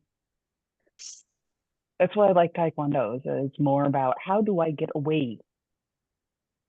Yeah. When they're doing sparring, they get points for hitting and defense. Yeah. Yeah, I like My those son- self-defense. Go ahead. My son took Brazilian Jiu-Jitsu. To the post about the child hitting his mother, one of the comments says, "It sounds like you were trying to unlawfully evict him and prevent him from accessing his possessions. You should put his stuff outside so he can take it." I don't know if I'm petty, but I'm like, you hit me, you just never come back. You didn't pay for this stuff. I pay for this stuff. Period. Calling the police. And the police aren't going to say, let him come get his stuff, because at that age, you paid for nothing. There's one thing about calling the police, because you go to juvenile detention. There's another thing about kicking out your child. He's 18. He'll go to, well, I don't know. to Is jail. he still in high school? It didn't say. It said he was moving with his girlfriend in a few months to another state, so I don't think high school. I don't even think he's in school. Oh, he just turned 18. Warn the girl. Oh yeah. Yeah, warn the girl. Yeah, that's definitely something to consider. Someone here says, go to a hospital. Strangulation injuries may show themselves days later. They can even be fatal later on. Another person said the police can do what's called keeping the peace calls. They can come and just make sure nothing escalates. That said, Mom, if he is normally a good kid and did this, I would really need to know more. A, end quote, normally good kid does not suddenly strangle their mom or someone close to them. Either there is something more to this that you aren't disclosing. Fine, that's your right to keep it short, or he does things like this in the past and would be super scared for his girlfriend. You have to weigh your want to protect him as a mom against what is better for him as an adult long term. Does he need counseling? Reporting this incident could kick off some things in motion that might require him to take some classes, but it would also tie him to a record. Very tough situation, but violence when you're bigger and stronger is never okay. Right. Especially when you're my child. Another one says, your son is no longer a safe person for you to be around. There is good advice here about what you should do regarding the authorities already. After that, rid yourself of all his belongings from your home. This is not your fault. He had no right to choke you or put his hands on you at all or try to intimidate you. Age is not an excuse for this behavior. You're obviously going to feel conflicted as this is your child, but he did what he did to you even after you told him to stop for a goddamn gym bag. Give him a chance he can collect his items from the curb or have an officer come over Have an officer come over and watch him do it. Don't be alone with this person anymore. He could have killed you. Don't let him pick and choose what he wants to take. It belongs to him. It's going to go out the door. If it doesn't belong to him and he wants it, tough shit. Choking someone is a normal response, even with not knowing how to regulate emotions properly. Please take care of yourself. That one was well Yeah, said. kind of was He lost all thrown out there privileges. earlier. I loved that last line. That is not normal, even for anger. Yeah. That's what I was gonna say. That's what I was throwing out there earlier. Like, have one like trusted family member or friend, or yeah, even have a police officer. Just as long as there's one person that can kind of be like a mediator, so that way she doesn't get harmed. She doesn't get anything of hers, stolen. It doesn't get blown out of proportion. But that person definitely needs a third party there to like be a mediator for that. It just doesn't sound like it's going to end well if it's just them two there, in my Okay. opinion. When you said that, like, call a mediator, it made me think like me not being that parent. So saying I'm the father and my sons were to do this, and mother calls me and I'm the mediator. Yeah, there has to be a conversation between me and my son, and I can be the mediator. And yeah, I'm on her side. Yeah, I just didn't know like He what other doesn't better agree. word to use like for that, but just like somebody that's impartial. And if some shit does go down, like they're not gonna pick and choose sides. Like everybody will be safe. That's kind of what I was kind of meaning. He's a child. I'm choosing sides. I'm with his mom. You put your hands on your mother. I'm the mediator, and I might just throw the stuff out. Just be like, all right, the stuff's out. Go ahead. You can go back in, mom, and He's an adult see you child. later. Yeah, I would just leave everything on the front porch, Yeah, lawn, I'm not leaving it whatever on they have. auction. Just leave it and be like, take whatever you want. Peace out. Leave what you don't want. Yeah. If my son's mother was to call me, then yeah, I'm gonna help her put that stuff outside because yeah, you're no longer safe. I don't want you around her. Yeah. Yeah. We're not gonna have a conversation. You put your hands on her, just expect what's coming to you. Put your stuff outside, what does belong to you, what I feel you should take, and whatever I don't feel you should take. Going about your life. Lock the doors, lock the windows, and move on with life. I'm not gonna say don't Yeah, treat I you mean, like family, but treat you like a child from a distance. I mean, my child from a distance. As a mother, I would it tell was her, talk to him, and over time, let him have some space, but don't allow him back around until you guys have a decent yeah. conversation.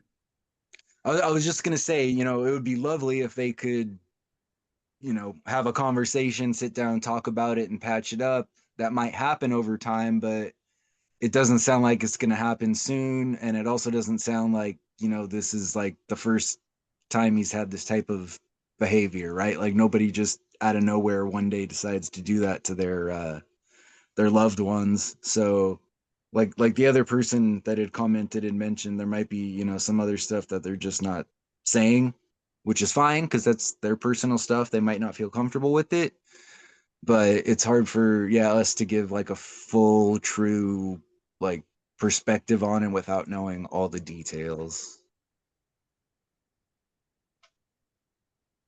Um, Angel, what if you had to be the mediator in this situation?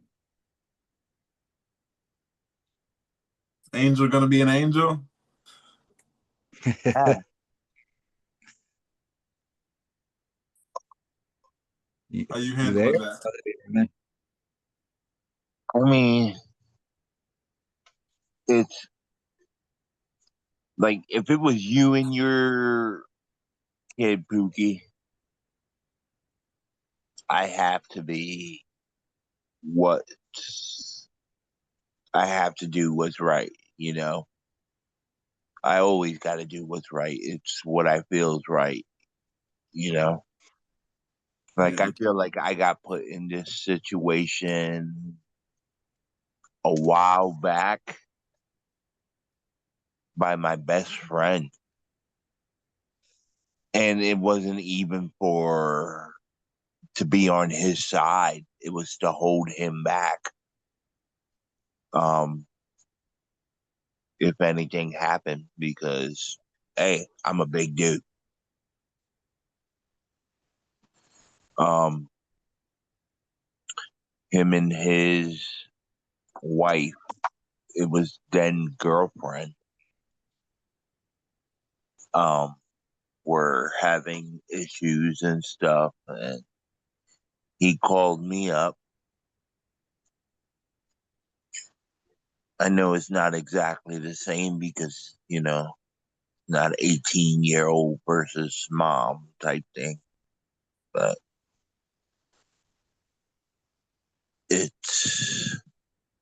he called me up and I was like, okay,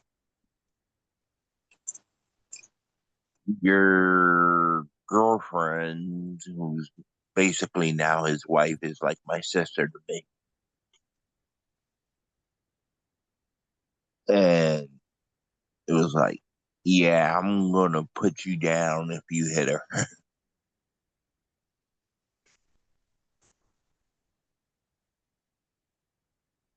But Yeah, there's no negotiating or keeping the peace at that point. I mean, it's semantics, but I feel like mediators are involved when both parties have rights. But no, he crossed the line, and nothing about the rest of what goes down yeah, should make him feel like he has just as much, rights as mom at this point.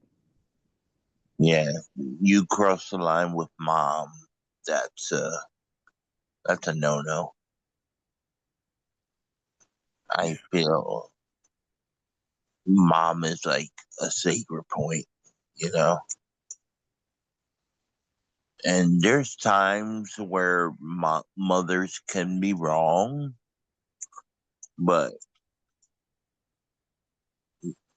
you're a guy, you should know better, you know, everything. It's like you raised this kid, you taught this kid better, and he wants to act it out. No.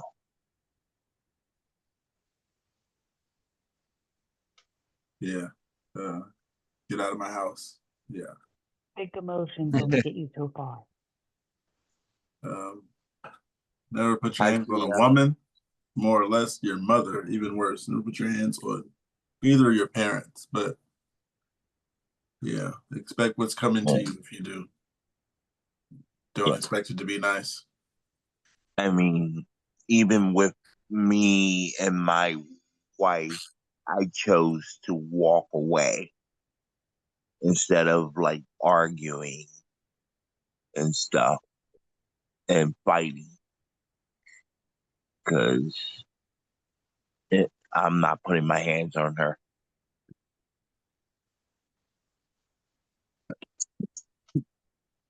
Yeah. See ya. How you doing? Be right back. Gonna get a snack. Doing good. I'm just making dinner. Um, Oh, another person making me hungry. Kate, you think you take over real quick? I need to take my pills. You know how that goes. You guys don't want to be watching me doing that. Right, right. Okay. I went to get pistachios. So on this one now, anything come to mind? Anything anybody wanted to bring up? Might not have been there before. Okay. Are we still on the kid that hit his mom? Yeah, that was the last thing. If we could always brief Sia. The last post that was read was a 17-year-old who actually assaulted his mother, choked, and I don't remember the outcome specifically. I think it mentioned bruising, but we've all just been discussing about how to handle a situation like that, and basically, he's crossed the line. Toaster made the point of like 9 times out of 10, an abuser will do it again. And we all pretty much just agreed that at this point it's about protection more than any discipline, because he's so far gone, planned on moving out of state with the girlfriend, I think it said. So there were suggestions that he wasn't in school anymore and living as an adult. But yeah, taking those actions. Um, And it was over a gym that's bag. like reminiscent of the school shooter types nowadays, which is still to this day extremely common. And that's like, there's never usually enough discipline. The kids are allowed to do whatever the hell they want. And the parents, they just let it happen even though they see the signs. And that's what that makes me think of, because I've known a few people that were like that. I actually dated someone years ago that was like that used to, like be super aggressive with his mom, and she was a single mom. And he ended up going to prison recently. I found out through my sister.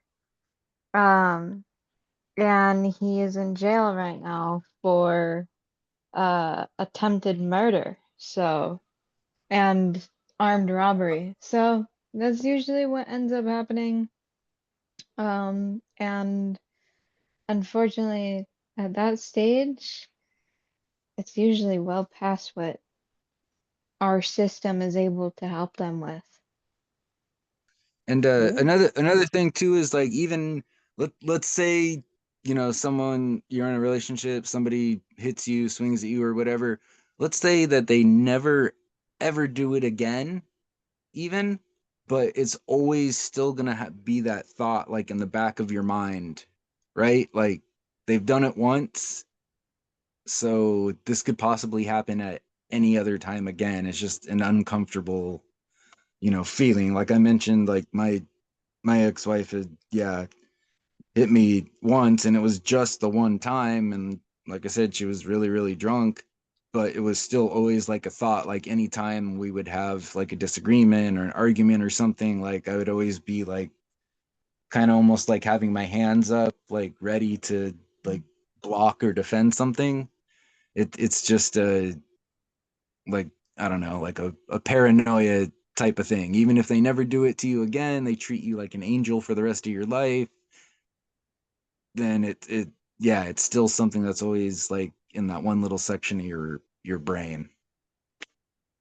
Is how I felt. I don't know if anybody else has been through that and felt that way. Maybe Toaster, uh since you were commenting on your past relationship, maybe you feel that way too. But yeah. I've been Yeah. slapped, but that was kind of my fault. Yeah. My dad wants to. My dad's not happy because, I mean, I've lived with my parents, and we're 3 adults sharing one house. Things are going to clash every once in a while. Oh, Toaster, you forgot to unload the dishwasher, or it's your day for laundry. Oh, I completely forgot. And then we have to completely redo the laundry schedule just to make sure I have clothes. Little clashes like that, but I hear my dad just even like the frustration, just normal frustration, because it's frustrating. I know it's frustrating. And he's the sweetest guy. He's an Eeyore, Winnie the Pooh. And he, I just like loud male voice, not doing good. And he'll back off. He can tell the signs when that's like, okay, something's going on. But not everybody's like that. But yes, it always is in the back of my head. I know my dad would. My dad has been in a wonderful relationship with my mom for longer than I've been alive, and it's still going good. How do I know? I've accidentally walked in. So, Oh,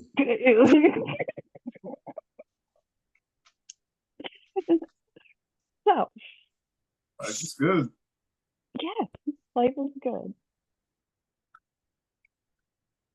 Still the same question. We were gonna move forward. You ready, or you got something you don't want to move forward? Oh no, I'm ready to move forward. I just got a little snack in me to try to stay up a little bit longer. Well, I just took my pills. Round two is just starting. Um, something here now. It says 13-year-old boy with weed. My son and his mates tried smoking weed, most likely wasted it, then tried edibles. How concerned should I be? He's involved in sport at school. He goes to school with these kids. Sleepovers have been stopped as that's what as that's where they experimented out of school contact will be stopped for quite some time. All parents are in touch and are working through this together. Ugh. So I can relate to this. My son is 13. My son has, what was it? Snapchat, I believe. Yeah, so I'm like going through, oh no, it was Instagram. Going through his Instagram or whatever the case. No, not his Instagram. I'm looking for my Instagram and I pressed to watch his story. Um, and I see these little bitty hands with some weed in the hand. I was like, I need to make a call. So I called him and yeah, he told me it's my friends. I was just taking a picture. I was like, oh man, we gotta have this talk. So I decided to be the cool dad. I believe you, man. Just don't take pictures like that again. It's not cool. Um, then my daughter, she's like, no, no. He was smoking that weed with his friends and they're gangbanging. It's like, well, thanks for the heads up, because yeah, put me up on game. So I did yeah, not expect that turn. The yeah, weed was yeah, I was one gonna thing. say The that's a big gangbanging, jump there from yeah. yeah. yeah. She's like, well, there's no other little kids in our apartment, so he hangs out with the big teenagers. He's 13, so he's hanging out with 16 and 17-year-olds. Yeah, he's a little cool kid, I guess, but that's not cool. But yeah, I had to talk with him. He also at first tried to tell me it wasn't his hand, but we got past that, and I was like, man, I know those hands. He gave up on the lie. Okay, it was my hand, but it wasn't my weed. I just took a picture, talked about why the hell would you post this on Instagram? Because somebody could have came to me and said I was just being a bad parent just for you being able to do this. But yeah, he took the picture down. Yeah, it was insane. I did not know what to do at the time. He's 14 now. He's doing much better. Um, he's still hanging out with those gangbanging kids, I'm assuming. But I'm working on that. One of the comments, we'll read the first comment first. It says, you should be very concerned. This is only the beginning. It's time to intervene and disrupt the friend group. That might be a little extreme because there's a lot of times when you try to completely change who they hang out with and everything, that they might even rebel harder. Yeah, that's when they start to rebel. Especially since this post said the parents are in touch. Sounds like they were doing everything right at this stage. Yeah, I would throw out there that that is kind of on the younger side to, start doing that definitely, but it's not like, it's not coke or, it's not something harder, it's not something addictive. If you teach him, you know, obviously say wait till you're older or something, but if you teach him how to do it responsibly, recreationally, don't let it, take over and like make him do bad in school, or whatever negative stuff that could come with it. If it's done okay, then I would say, maybe go along with it, and like you said, be the cool dad and introduce it to him, properly, right? Because a lot of times as kids, your parent or just somebody older and in charge says, don't do that, that's a terrible thing, and you don't know about it. What's the first thing you're going to do? You're going to turn around and you're going to go do that, right? Because you want to know why it's supposedly so bad. So I think, yeah, as long as you can get it responsibly, then maybe like that. But like I said, I'm not a parent, so I don't know what the fuck I'm talking about. Okay, You're a one thing teacher. I You am knew gonna something. say is as a child, there's no such thing as recreational for a child. As a child, um, I can't stress that enough. No, I know that's what I'm saying. Teach him that. So when he is an adult, if he does decide to use it, like I We're said, not even gonna have that I'm not a conversation until you're old enough. true. You should Like know I said, better. man, I'm not a parent, so I'm just throwing out my BS opinion. So Yeah, My dad sorry, man. went, "Oh, common so you sense. think Don't do you're a drugs. man now?" And he punched me straight in my chest. I didn't touch it again. Yeah, Old Not school tough till I was love. older. yeah. Like you said, let them know all that stuff, and no, you don't do drugs. Period. Make it to 18, get out of high school, then you figure out where you want to fuck up in the direction you want to go with that. But Fucked up in that direction. You want to go with that? yeah, we're not having that conversation until you're old enough. And I started too early. I started at 9, but that wasn't a situation that I was exactly wanted to. It was just like I was hanging out with my uncle and his friends, and they were young. They were in high school. I was 9, and they found it funny to pass me the weed and watch me choke on it. I didn't pick it up back then because I was 9. I was laughing with them, choking, laughing, and all that stuff. Didn't get it. I'm totally out of it. Once again, I was 9. I do not suggest giving a child's weed or having that conversation. I mean, by then we've already had that don't do drugs conversation, or it's had it at school or somewhere. But yeah, once you catch them with drugs, and then you have that conversation if it's It, before the age. But yeah, I was just gonna add that, like, don't go out of your way to bring it up, but obviously in your situation where you already saw that he had it and you needed to have that conversation, yeah, then talk about it. But like, don't just walk up one day and be like, here, son, here's a joint. Don't do it. It makes you feel really good and it's bad, but don't do it. yeah, I was talking with somebody when we were looking at the picture, and the guy I was talking to, he was like, "Who'd you get that weed from? That looks like some good stuff." Oh my goodness, I gotta get out of here. My son. Yeah. Like, sure, Go yeah, ahead, I'm just gonna Toaster. go ask my 9-year-old to hook you up with some with So a dime bag. before I came out here, I worked for a guy named Tom.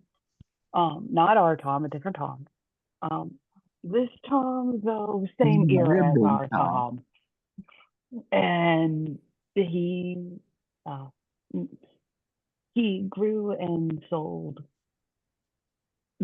Delta 9, and he had his own dispensary. He had his own section of growers, and he would make extract and then use that to make edibles. And Nice. I was kind of employed. I was paid in weed, but I looked after his daughter while he was doing all the stuff. And Pookie's reminder that, not saying that he was around his son at not his son. I was around his uncles at 9 when they were smoking. The secondhand highs are a thing for kids that age. I'm not proud of it, but she got out of the room. And I swear she was only in that back section for 3 minutes before I got her armor on and got her outside.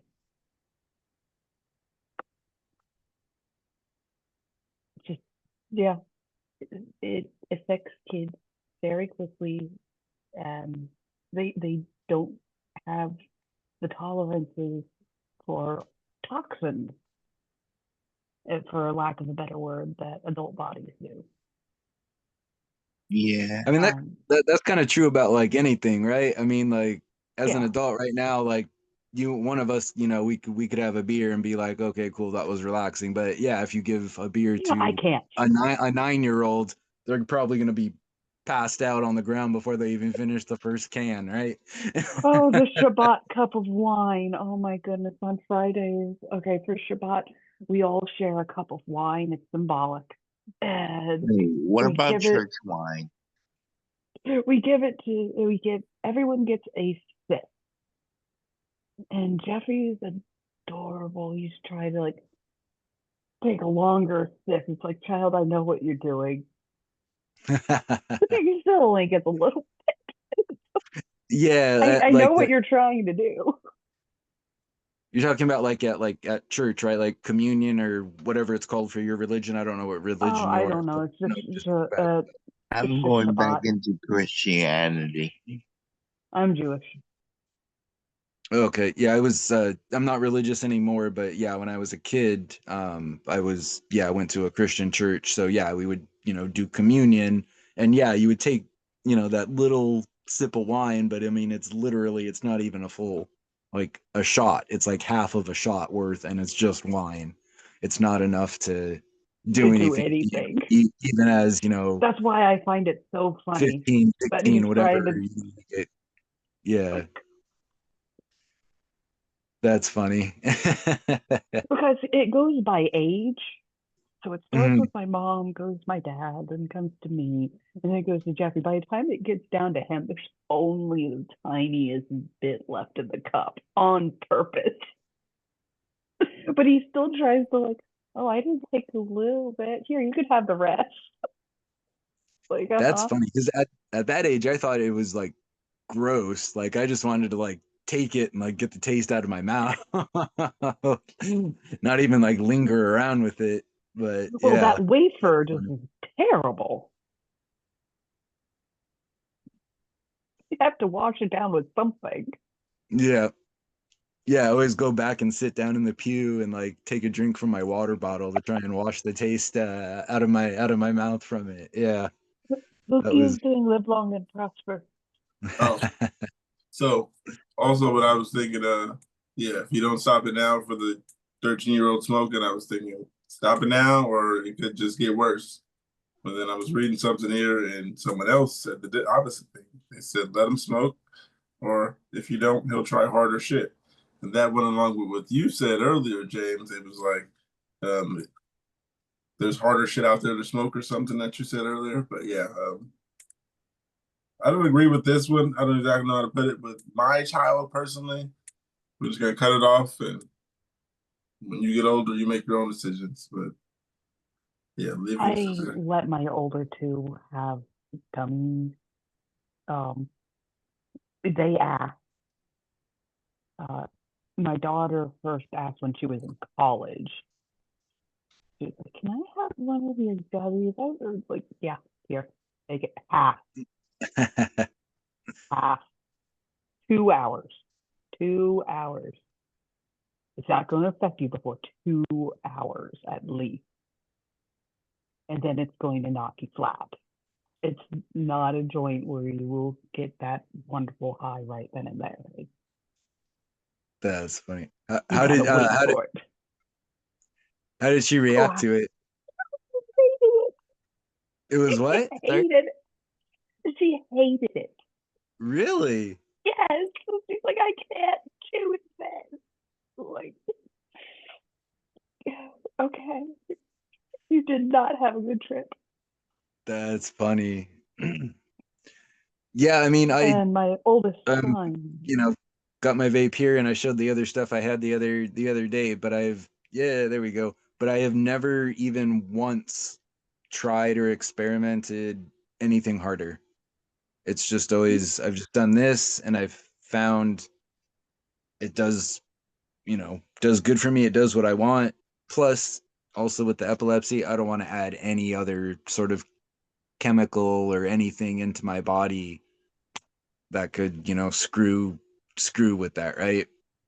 So I've just never found any interest or need to have anything else.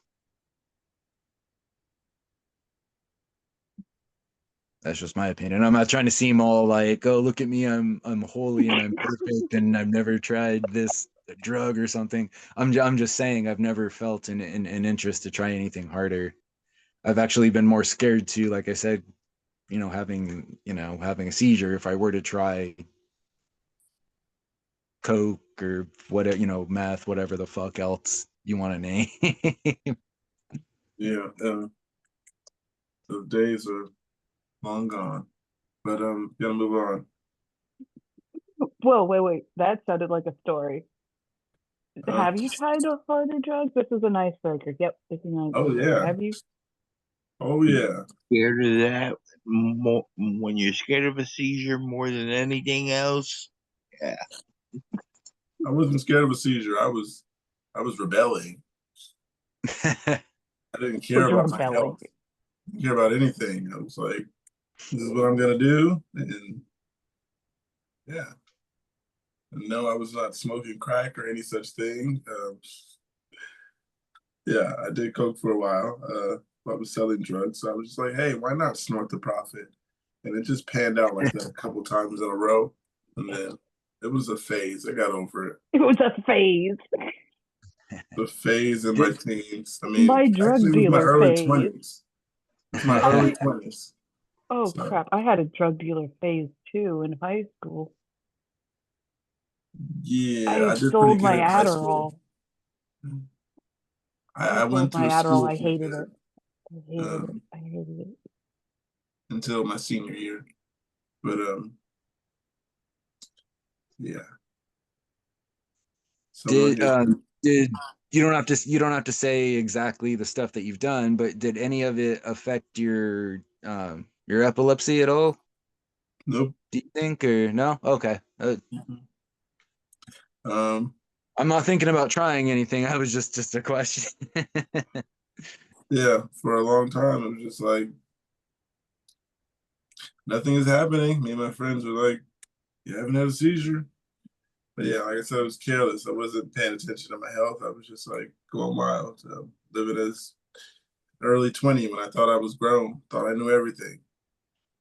Yeah, that's what I was mentioning yesterday, or whatever day that was, about like my pancreas issues, along with taking my, seizure meds at the same time is probably what caused the issues, because young 20s are just like, cool, go party with the bros, get bitches, and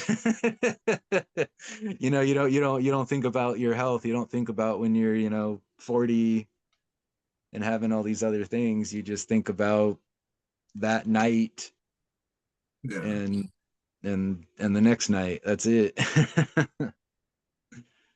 Yeah, I did pretty good. I got through school. I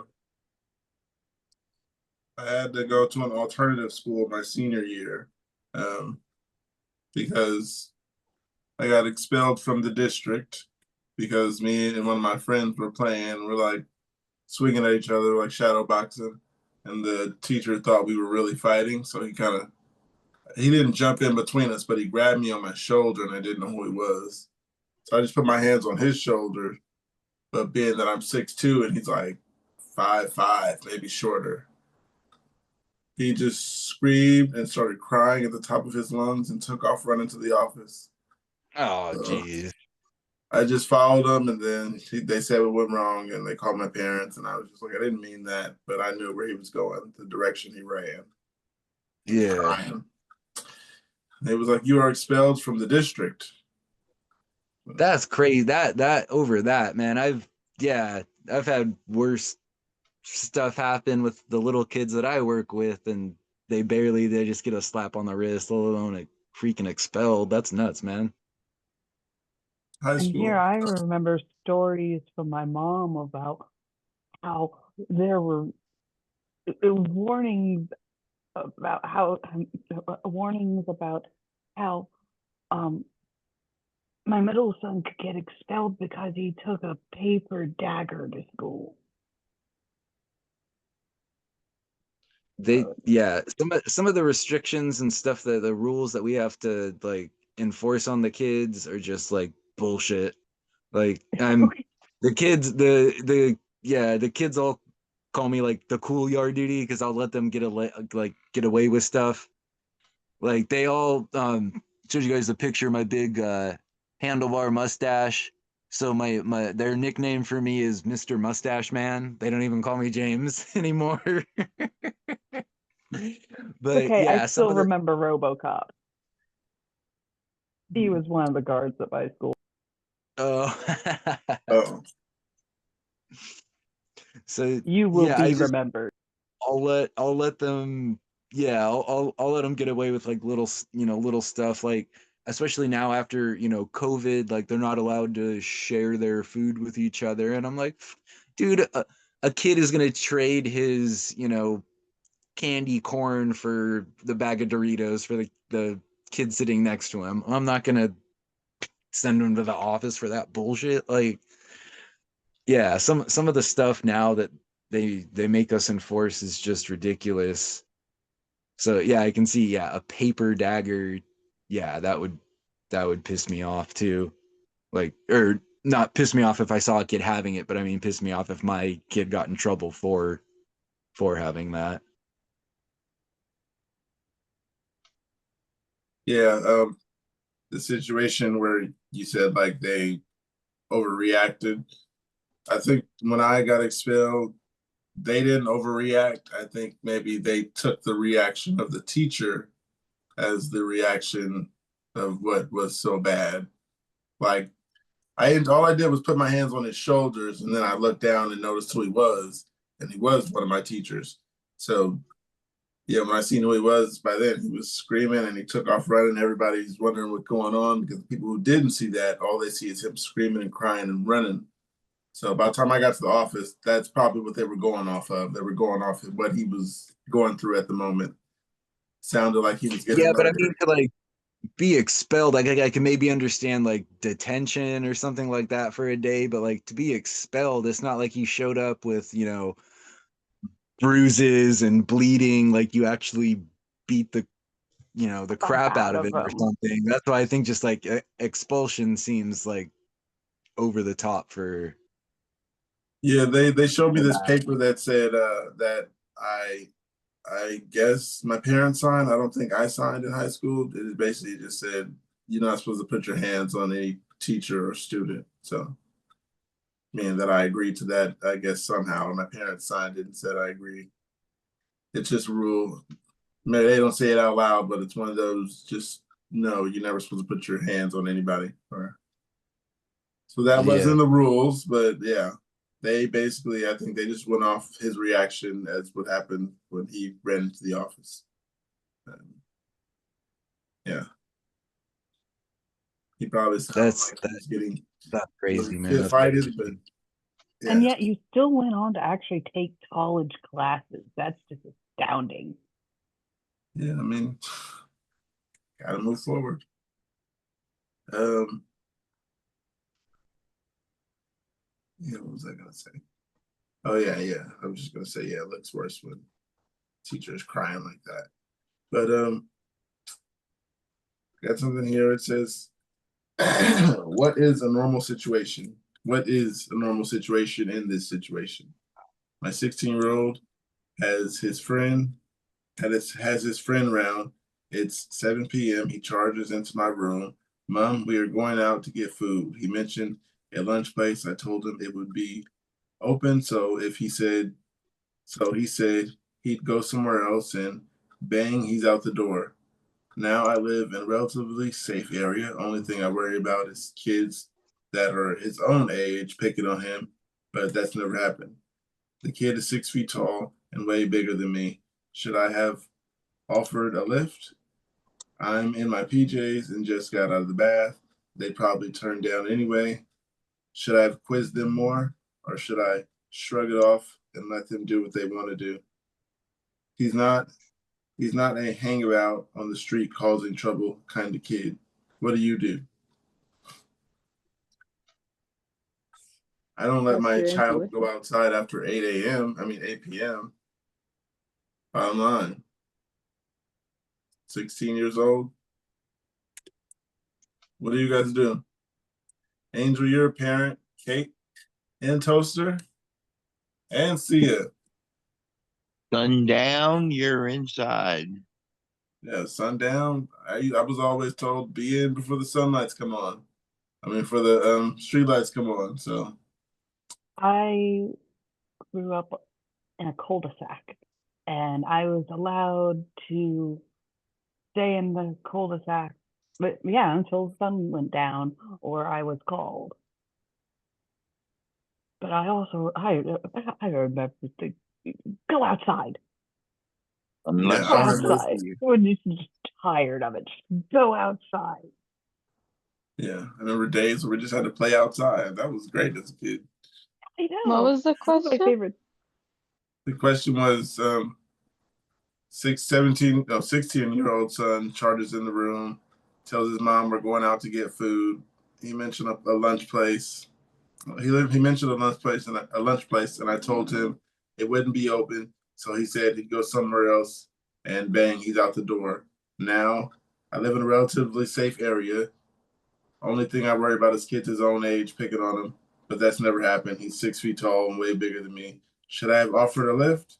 I'm in my PJs and just got out of the bath. They probably just turned me down anyway. Should I have quizzed them more, or should I just shrug it off and let them do what they're gonna do?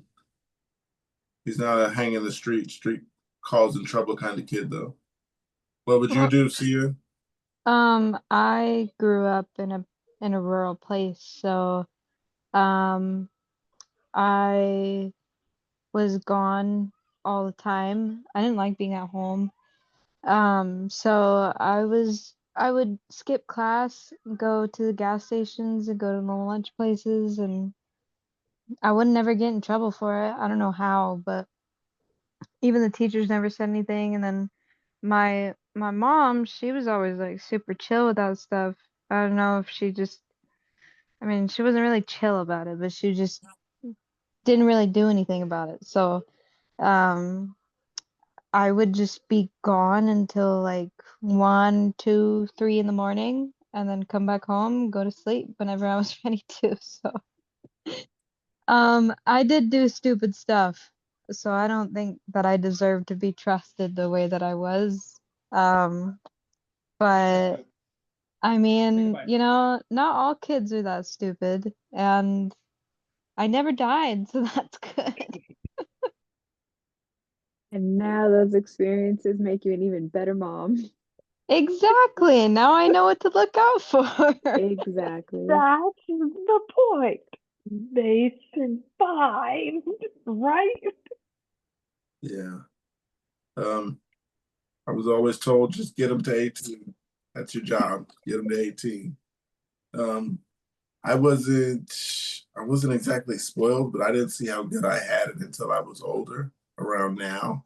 Um, but yeah, I was just you're doing good in school, you can basically do what you want, not do what you want, but I didn't have a strict mom. As long as you're doing good in school, I barely heard from her. I was doing what I wanted to do. I was out with friends in the streets, so on. Yeah. My parents had a chore list, I and didn't they really have would. the conversation with her because I was doing good in school, doing decent in school. That's all. You come Yeah, home you and have a conversation or two. You go to sleep, or you're doing something at home. But other than that, yeah, there wasn't any big confrontations with my mom. Yeah, she used to. Oh, I didn't know things. I was just so blind to things. She would give me money, and I'd just be like having so much more money than other kids. Like, why do I have $700 and I'm in 15 years old or something? But I didn't get it. I was buying me and my friends clothes and shoes. I thought I was the best friend ever. I know that one. My parents had a chore list, and this was their incentive. We didn't have allowance. Each chore they wanted done had money set to it. And so, but, and it was a small house, so you could tell if one child was lying. Um, I I've heard stories about it afterwards because in my head it was like me and Danny did all the things together. No, my mom has told me that he would set me on a task and watch me, and then wait until I ADHD'd. Yes, ADHD does a verb. And then go and finish the task, which would only be like a few steps, and then get the money for that till my mom caught on. That's just like, wait, just go finish your work. Go.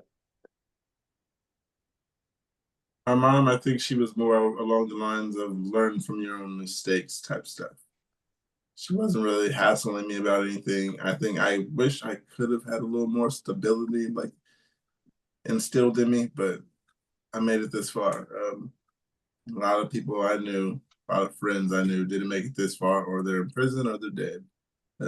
So my mother did pretty good. And I made the mistakes and I learned from them, and yeah, that was it.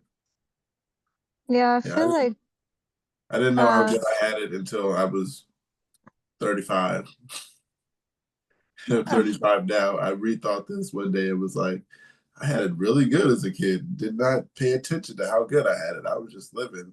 And yeah, like I said, I recently said this because I'm 35 now. I was like, wow, never paid attention to how good I had it. I just was going about life. As a kid, I didn't notice how good I had it. A lot of kids, they would love to have that amount of money as a kid in high school. Didn't even know what it meant. I was spending it, didn't care who I was spending it on. Go ahead, see it. I was just gonna say, you guys sound like you had, and this just is what it sounds like. You guys sound like you had maybe better parents than I did, because my parents were, my mom, she was like gone, not a parent really at all for the first, I want to say maybe like 17 years of my life. Um, and then my dad, he was like the exact opposite of her. He was the strict one that would do really overcompensating kind of punishments. So my mom, when she would find out about things, she would like go so deep into like, what kind of drugs are you doing? And blah, blah, blah. Are you doing this? Do you need birth control? But she was never like, you shouldn't do that stuff. This is why. She never like explained it to me. So I learned majority of everything that I know now from my sisters, because I was the youngest. And it was just, yeah. So me doing stupid stuff, I was, because I never wanted to be at home with my mom, because she was, man, she was nuts. I'll just say that. I love her now. She's a better person now, but she was nuts. So I never really learned until I met my husband. What a parent could have actually been. Wait, what? It sounded like you were saying you never learned until you met husband. It's like never learned what a parent could have, had actually Exactly, taken yeah. responsibility for. I learned how to be a mom from my husband's mother, who is extremely amazing. I love her. I love her so much. She's amazing. But she's the one who taught me how to be a good mom. 'Cause I never really had any example for that. And then everything else I figured out along the way. You know, breaking the generational curses my own ways, which was good. I'm happy about that.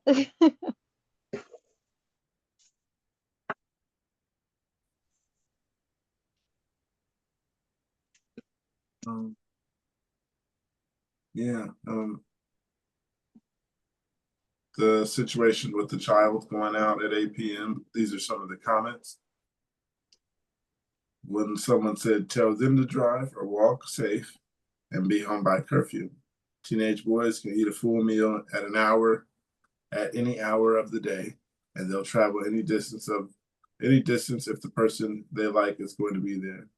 The worst case scenario is the kid isn't actually going to go eat and is lying because they don't want to answer any questions, but it sounds like you think you can trust them, so trust them. That sounds like good advice. You said you trust him, so trust him. See what he's gonna do. Another comment says, huh? It's really good. I mean, I remember when you were reading it, I was thinking at the end there, that they said that kid just ran.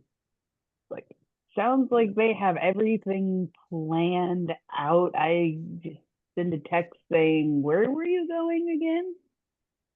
What time do you think you'll be home? And if it's not acceptable, then say, be home by. At least set some boundaries, even if you're going to trust them. Make sure it's clear as day what your expectations are to see how seriously they take it. Yeah. And make sure you know who they're going out with too. Oh, yeah. Someone here in the comments says, I will let my daughter go out and say, have fun. She's a trustworthy kid. Also, as someone else said, I'd let them bring me some fries.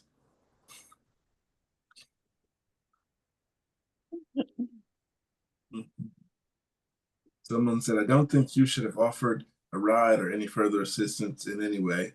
Let them be independent. It does sound like your son could stand to show a touch more respect as asking instead of telling you and not barging in. But it's up to you what you tolerate in this respect. You also want to set up a curfew or check-in time when he is expected to be home or to contact you. And this should be universally respected rule every time he goes out with anyone. That's good advice. Someone else says, nah, he's 16, he'll be fine. That doesn't sound like good advice. Oh man, people are getting worse in the comments. There was this one here saying, what's the dumbest reason you've cried as an adult?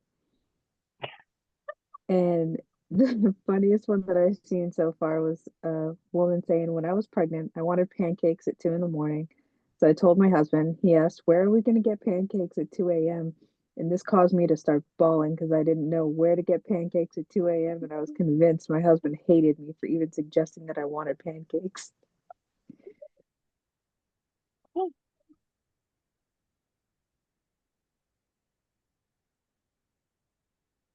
It's good that they're trying to keep it together. Yeah. A I lot of people once are talking about the cried. Jurassic Park scene. I do you once say? cried because I broke a nail while eating Wetzel pretzels from the mall. And it was my favorite nail, and it took me a long time to grow it, and then it broke. Hey, that's disappointing. Another one saying she was pregnant and cried that the Mexican restaurant messed up my takeout order. Yeah, when they mess up my order, it's the worst. Especially if I gotta pull over and go back or something like that.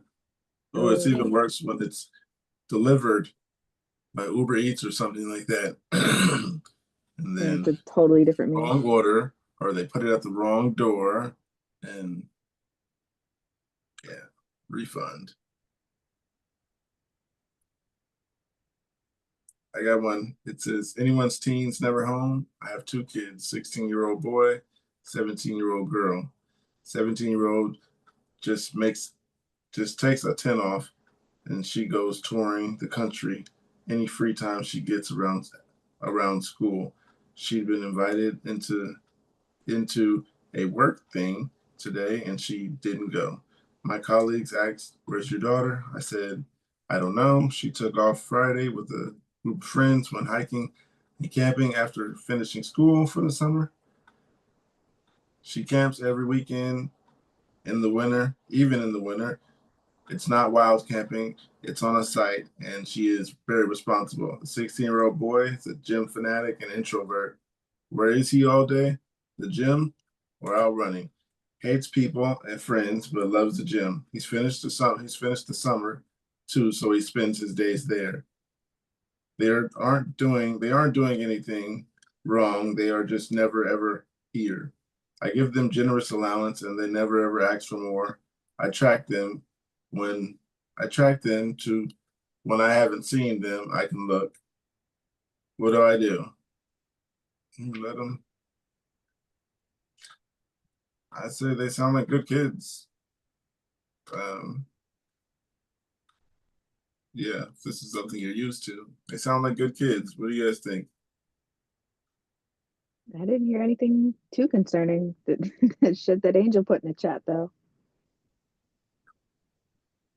Saying your sons are going to be sneaking into windows when he meets a nice girl. Apples don't fall far from the tree. Yeah, talking about you. Oh no. Yeah, no. I was coming in front doors. I didn't go through no windows. Sorry, Angel, you're wrong there. You're gonna be a grandpop in a year. Oh man. It scares me that I could be Very much possible. Seriously. I doubt it, but yeah. In the I higher actually could teens, pretty anything is soon. possible. Accidents happen. My daughter is getting engaged. It is engaged. They Oh. haven't gotten married yet. So, but you never know. I could be a grandmother soon. I wouldn't like to be a grandfather soon, but that seems like an awesome opportunity. If I'm ever a The child grandmother, I I can want to be raise that isn't mine. Talk Oh, about a double-edged sword. yeah, I want to be the oh, grandmother no. that says outrageous things. yeah, like I could be like, I got you. I help you out with this kid. Bring him to dad. And you don't want to come see me all the time, but I keep your kid. But I have epilepsy, so that's not happening. That was just a thought. Sounds fun. It's a nice thought. Yeah. So I'm gonna go to the comments about the kids never being home.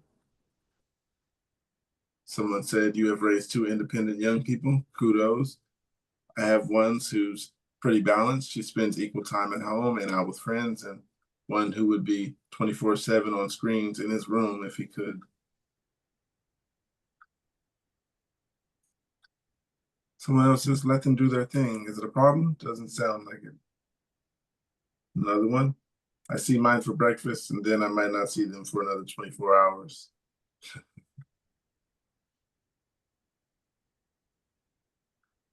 Thoughts, you guys? Angel, is your child, you know? Are you listening? He might have fallen asleep. You awake? I'm fighting it. I'm fighting it. Okay. Okay, No, you're it not. is almost 3-hour time. You don't have to answer this one, Angel. It says, young mom here needing help, please. This might get long. Bear with me. My 13-year-old son has been making some pretty bad choices. In April, he got caught drinking at home, only to find out he'd been drinking earlier that day at a local recreational center. 2 weeks later, he drank a questionable amount of tequila at his grandparents' house. He wasn't able to walk, throwing up, threatening suicide, etc. So I took him to the ER and he was sent to the psych hospital and released. He's been doing online therapy though. He's been doing online therapy through teen counseling. I've gotten rid of any alcohol in my home. He barely received his phone back about a week ago. This past week, he's been on an ungodly amount of porno sites, webcams, sexting, etc. His dad and I aren't together, and while looking through my son's pictures, and he has a photo of his dad and a twisted tea open sitting by him. A twisted tea open sitting by him. He also snuck out while I was working a night shift and went to his friend's house. And while grounded about a month ago, he got the I don't care attitude and doesn't understand what's so bad.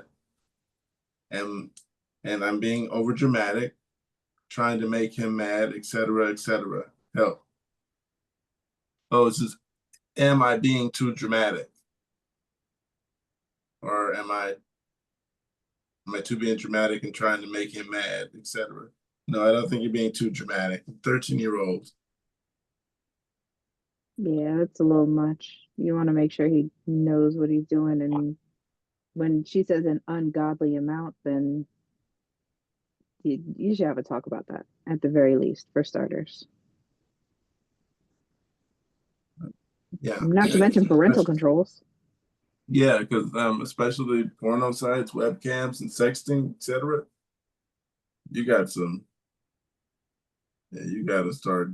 I don't You know. got to make sure he That's knows not to turn his camera on. Right. No, that sounds like a disaster waiting to happen for someone to Yeah. scoop them up, if that makes any horrible sense. Exactly. Understand you are a target. 13 years old. Yeah, It's mind-boggling. it's scary. Get ready to call yourself Nana.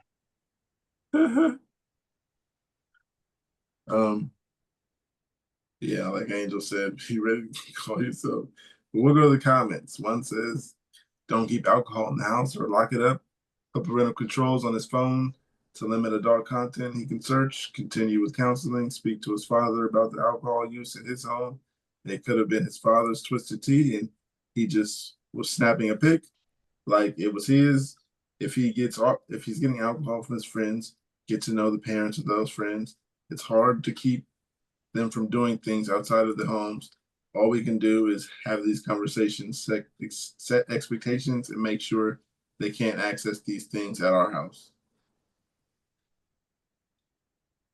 I think he's trying to make himself look cool. Right. Taking a picture, that's not cool. I guess it looks cool to other kids.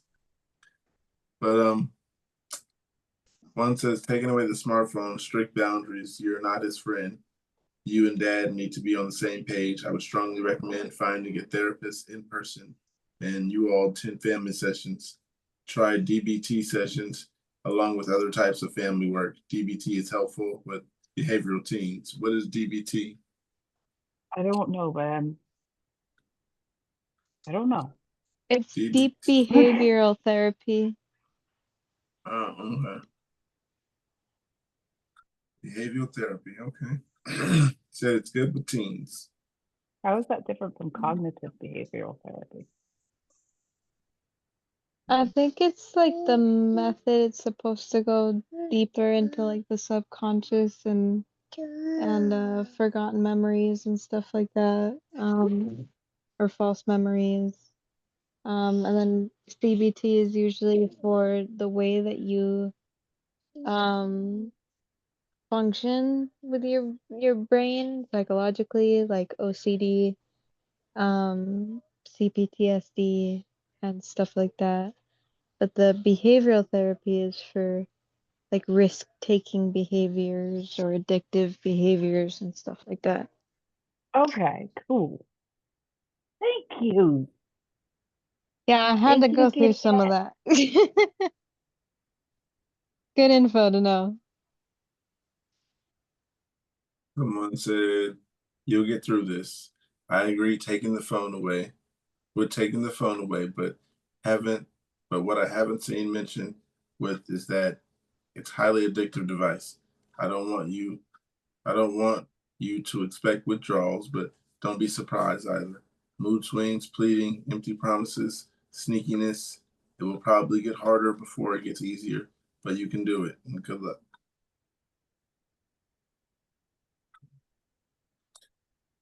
Someone else said, so he's drinking at his dad's house.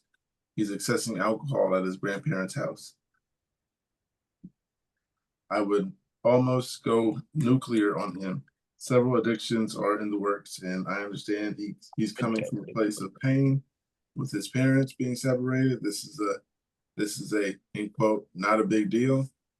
It's a huge deal. My friends had to send her stepson to a school in the city where it was a boarding school rehab, and went through therapy there. He came back a new kid, and I recently saw him working and a job, and he's very happy. Before that, he was running away and staying at his mom's crack shack and hiding from police. You say they're trying to not flip out and be rational. I would say you need to flip out. Stay rational. Stay accessible, but this is definitely not okay. It's a path to a bad place of addiction, and he seems to be spiraling. Sexing and porn and cams is also showing lack of self-preservation. He is being extremely reckless and careless with himself. It's great he's in counseling. I'm sorry he is having such hard time. I hope you're able to get some more help. The person responded, I flipped out before many times. This time after seeing what he was looking at the past couple of days, I want to come to him calm and collective and try to have an understanding conversation instead of just flipping out like I always do. But I don't know what to even say.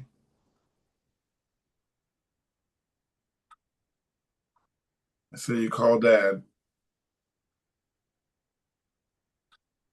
Yeah, gotta have something planned ready. Call dad. Dad, something you need to do. We need to have the talk. Being that I am dad, I don't have alcohol around because I'm epileptic, so I got one up. Yeah, and my mother doesn't drink that I know of, so she wouldn't keep alcohol around since grandparents don't have it. My dad does not. He drinks, I guess. He has a My shot dad every drinks, now and but then. he's responsible with it. Yeah, I couldn't see my kids sneaking alcohol.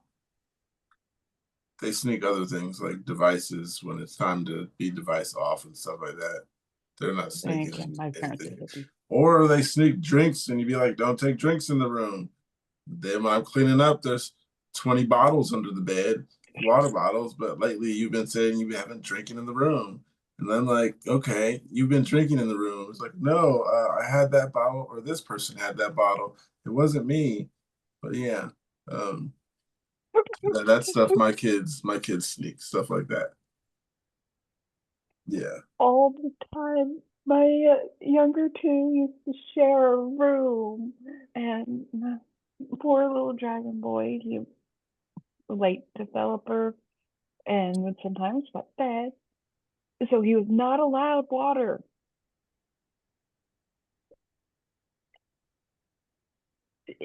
He got it. It's like, it's under your pillow. No, that's Nikki's. No, I know it isn't. I know it's yours. You could tell on their face. It's fine. It's fine. I'm just trying to make up something that maybe not be in trouble. Yeah, so there's a time where my daughter, she was younger, and we were spending time at my dad's house, me and my kids. So when she leaves, we can't find the tablet. So there's a iPad, brand new iPad. We can't find it, but she's been playing with it the whole time she's been there this summer. Now I call where's the tablet? And she's like, I don't have it. What are you talking about? I was like, let me talk to your mom. She's like, she's driving. So end up not being able to talk to mom before they got too far away to turn around. Yeah, so you can track the devices. So I told her, this device is at your house. So find it. And she's like, I looked, I couldn't find it. She's like, I'll keep an eye out because they might catch them using it or something like that. And my daughter, her mother said she found it under the bathroom sink. She went out of her way to hide that one. Yes. Jesse has a technology problem. Yeah, There's so a my kids speak reason stuff why like that. technology is Devices. taken 30 minutes from bedtime. There's he has to give me the Switch, the tablet, his TV remote, and so far he's been okay with the computer in his room, but I think as he gets older, that's going to have to go to laptop. Yeah, I have to admit I slipped up this summer. We let bedtime go. Daughter is up until 2 and 3 in the morning sometimes, but we let him sleep into noon, and Which it's yeah, getting closer to school though. That's what I mean. Now that it's down to the last week, she's got orientation next Thursday, and that's going to be the deadline of cracking down, because over the next 10 days after that, that's that's when you can adjust just by 30 minutes or an hour every night and getting up before it's way too hot outside to do anything. The day before, oh, so Pookie, I am going to try to be there. I really am. But open house is the day before school starts, which is on the 25th. And you might be able to do your math. Open house is on your birthday. I may not be able to jump on it. It depends. All right, we'll figure it out. You know I love you. You are the little brother that I need. Am I doing it right? Does it look right? It always Yeah. look like binoculars to me. That looks like binoculars. All right. Let's practice. I'll be your toaster. James, you all right?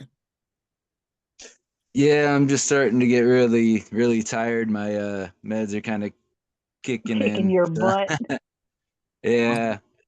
It's almost 3 at the East usual Coast. feeling of about to doze off but can't fall asleep, so I'm still just kind of hanging in here. I'm still listening to everything though, guys. So What'd you take? yeah, What you got? I'm feeling all right. So What are you taking? Keppra and clozapam. I know Capra, but I don't know the other one. Clozapam, it's a sleep medication, or it can be used as a sleep medication. It also can be used as a rescue medicine for. You know what? Never mind. I have to look it up. I was I'm prescribed trying it to find once. the bottle that I Okay. have that actually has the label on it, because the smallest they have is 10 And you have to cut it milligram in half. pills. Yeah, I have to cut them in half, It's so supposed I to have cut the down whole on thing your chopped up. nightmares. But I've only been taking that one for about a month now. And I don't know, I've still had a couple seizures and I still feel kind of weird on it, so I don't know if it's really helpful. I'm probably saying it wrong. Clobazam, my mistake. Yeah, exactly, right there. Same one, Toaster. Yeah. I don't know if you can, read it on mine, but yeah. So I have the 10 mils, but I have to cut them in half. if you My can. mom Yeah. accepted the ear when she found out I had to do that. She went ahead and snapped them all for me. Luckily, that medication you don't have to titrate up or titrate off, and I don't use it. It's actually a cousin of Klonopin, believe it or not.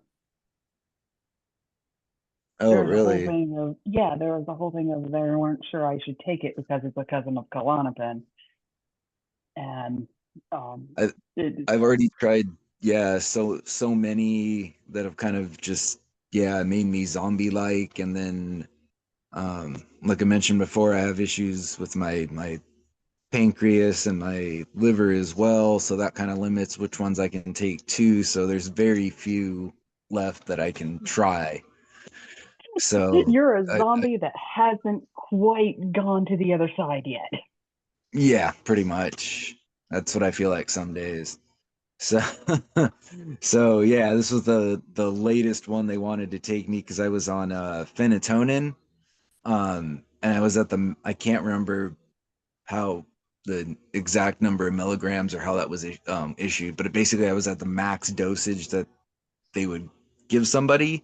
But anytime I had a blood test, they always said it looked like I had really low levels of it in my system, so it wasn't working, it wasn't being absorbed properly at least. So then they switched me to this other one.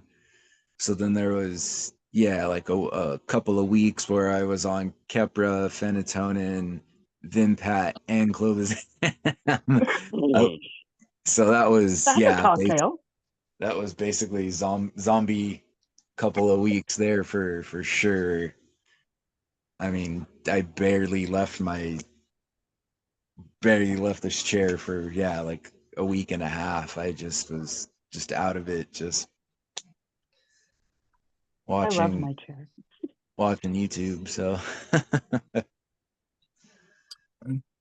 I got something new here. It says how to respond to a bully's mom.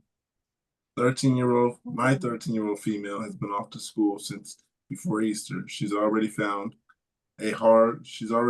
school hard, ADHD assessment pending.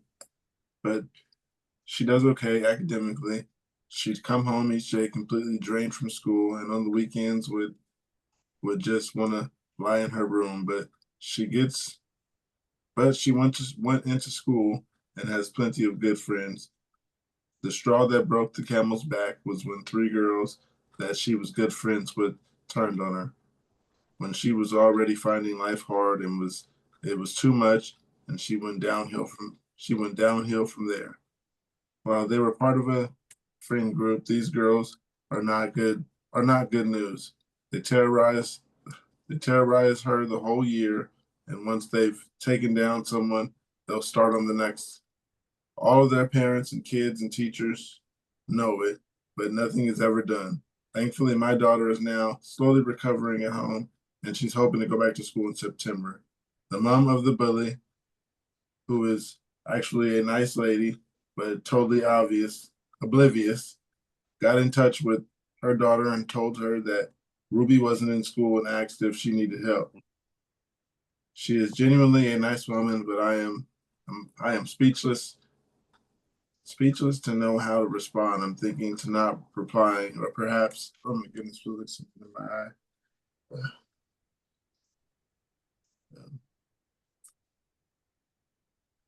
I'm lost. It said, I'm thinking of not replying, or perhaps reply with a heart emoji, as it is a nice gesture. I can't be fake and pretend everything's okay. But anymore, I'm sure it'll get back to her daughter. I think the mom thinks they are all still good friends. She was really happy that when she was really happy that she has friends with her daughter, and very worried about who she is hanging out with. The other two girls have different backgrounds, with one mom and who is a druggie.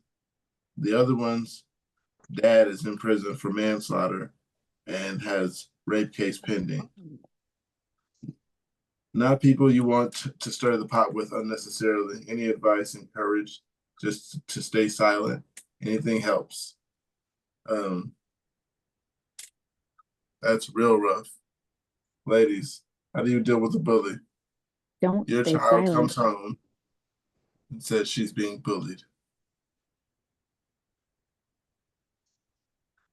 What you gonna do, Kate? Gloves off? That's my stance. Don't stay silent. I mean, if you feel like you need to be cautious when addressing the bully's mother, maybe don't be aggressive, but you gotta let them know what's up. I mean, Sia said it best, ignorance is bliss for some parents, but that's not acceptable. That doesn't make it any less of an emergency.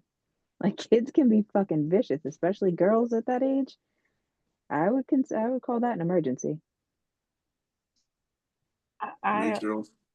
since Three the girls mother turned on reached her. out, Say that again. since the mother reached out, I would use it as an open door. The mother was oblivious. That's I what know, but she still reached out. To me, that's an open door to say, no, my daughter isn't doing good. You know they're This not has friends been anymore, right? happening. Yeah. Yeah.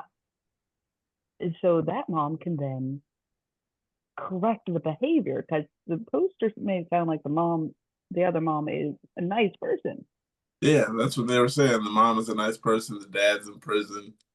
For the Yeah, other that's two, like, the dad's in prison, and so on. So the yeah. mom of the one daughter, she thinks her daughter and them are still friends. She's oblivious to the situation. Yeah, then it moves to the story for the other two girls. Their father's in prison. Their mom's a druggie. Basically saying it's a situation they don't want to approach. You But have to face it. yeah. Then she said they stayed like, hold on, before I said the wrong thing. They said the other two girls have difficult backgrounds, with one mom who is a druggie, and the other one's dad is in prison for manslaughter and has a rape case pending. Why'd you have to tell all that story? That's someone's personal business. But You could the just say the bully, other two families are not. yeah, with the Yeah, bully, maybe we she's gotta trying to approach like the set that situation. division. It's my child. Situation must be handled as soon as we find out. No waiting. And if the parents aren't receptive to it, another good way to go about it is to go through the school, because they can have chats with all of the parents, and it is difficult for the kids, but it's something that should be done to protect them, because especially teenage girls, they can be scary as hell, man. I was in a freaking gang when I was that age. I swear, Toaster, don't laugh at me, I swear. Laughing because it's believable. It is totally believable. Yes, girls roamed told in you guys I gangs. was a bruiser. I told you. They had the You just crime love. boss. They had their bruisers, their brawlers that kept You everyone just else in love. line. We're She's a just picturing bruiser. you with your hat right now with the ears. Yeah, wait, Yeah. let me get it really quick and I'll show you guys. I'm so tiny. This tiny ass person was in a gang. Let me see. Yeah, I told her I need the New Jersey This muscles. tiny ass person. Look at my tiny head. Remember, this is And the yes, tiny I ass was. woman. No, I have to tell this story for you. So she's trying to go up to a puppy, the big ass dog, and her not quite dead husband's like, okay, yeah, this is the woman I'm marrying. She's crazy and she loves animals. That's it. You know, it's true though. That's I the night know. that he asked me to marry him was a night where he met up with me at like 12 a.m. on 4th of July, and I was trying to wrangle a 100-pound German Shepherd into my car because it ran out. And he spent the rest of the night with me, taking the dog to the vet to get checked for a microchip, find their owner, and then that's when he asked me when we finally got home, "Will you marry me?" After that rescue mission. That is After the rest, he was like, beautiful. "You are absolutely batshit crazy, but you know what? I want to marry you." That is beautiful. And now for reference, I am 5'2". Saya is shorter than me. I Yeah, am. sorry. I'm 5.09. You got to tell the story exactly like that to your children. Oh, and I Mm, will. I promise I oh, will. yeah. You gotta let her watch this. Yeah, there you go. I'm gonna go lay back down now. My son is crying for me. Of course. Okay, I got something that one of the comments here says, be honest and be brutally frank with her. Her daughter is a part of a group of bullies who who have terrorized your daughter. The only thing she could do is ensure her daughter learns to be a better person. Another person says if she's genuinely oblivious to how her daughter is treating other people, then if you feel up to it, I think you should tell her.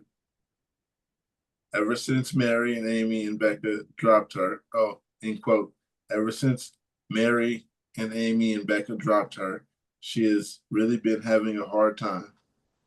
She will either be defensive or give you the opportunity to talk about it more.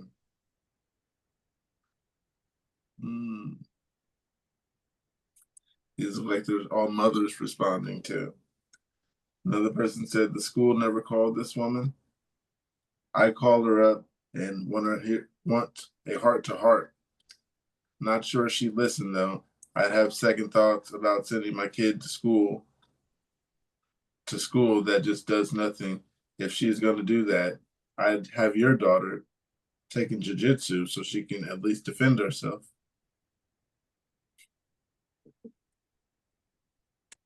Thoughts on jiu-jitsu? I think it's a much better art form than Taekwondo personally because they use the force of gravity. When, an attacker is coming at you, you can use their own momentum to take them down so easily. Those wrist locks and a lot of the moves are genuinely useful in self-defense. I'm biased, but you have very good points.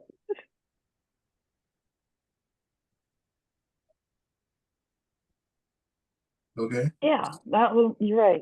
Jiu-jitsu is about getting out of holds, Yeah, isn't it? and it's using their own About force. So when you squat down, if you just turn your pivot your left leg out and drop that right shoulder, then it's so much easier to get out than it otherwise. do with the wrist. They have you by the wrist, you twist it, and like the weakest point is where the fingers are, and so you try to pivot this way. Yeah. Am I remembering right? Oh, it depends on too. Like if they're behind you and their hand is down like this, then it's drop the elbow. If they come at you from the front, and it's the opposite arm, then the I can't. I There's a don't know whole how to bunch of describe it stuff. without demonstrating. But yeah, jiu-jitsu is fun.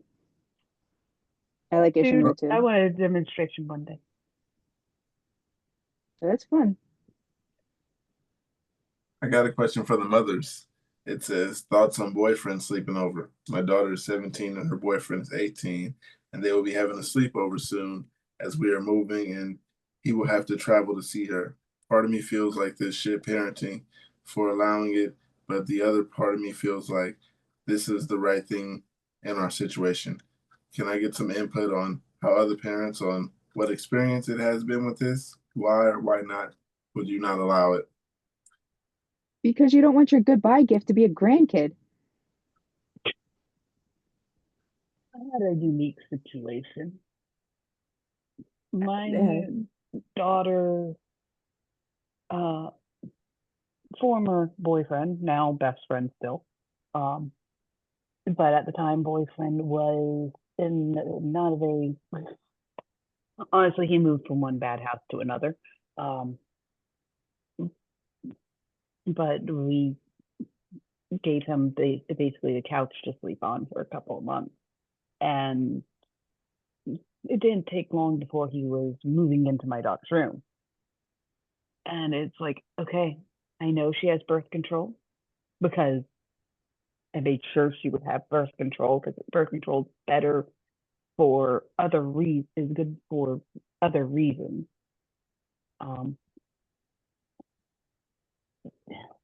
But they also So- fail.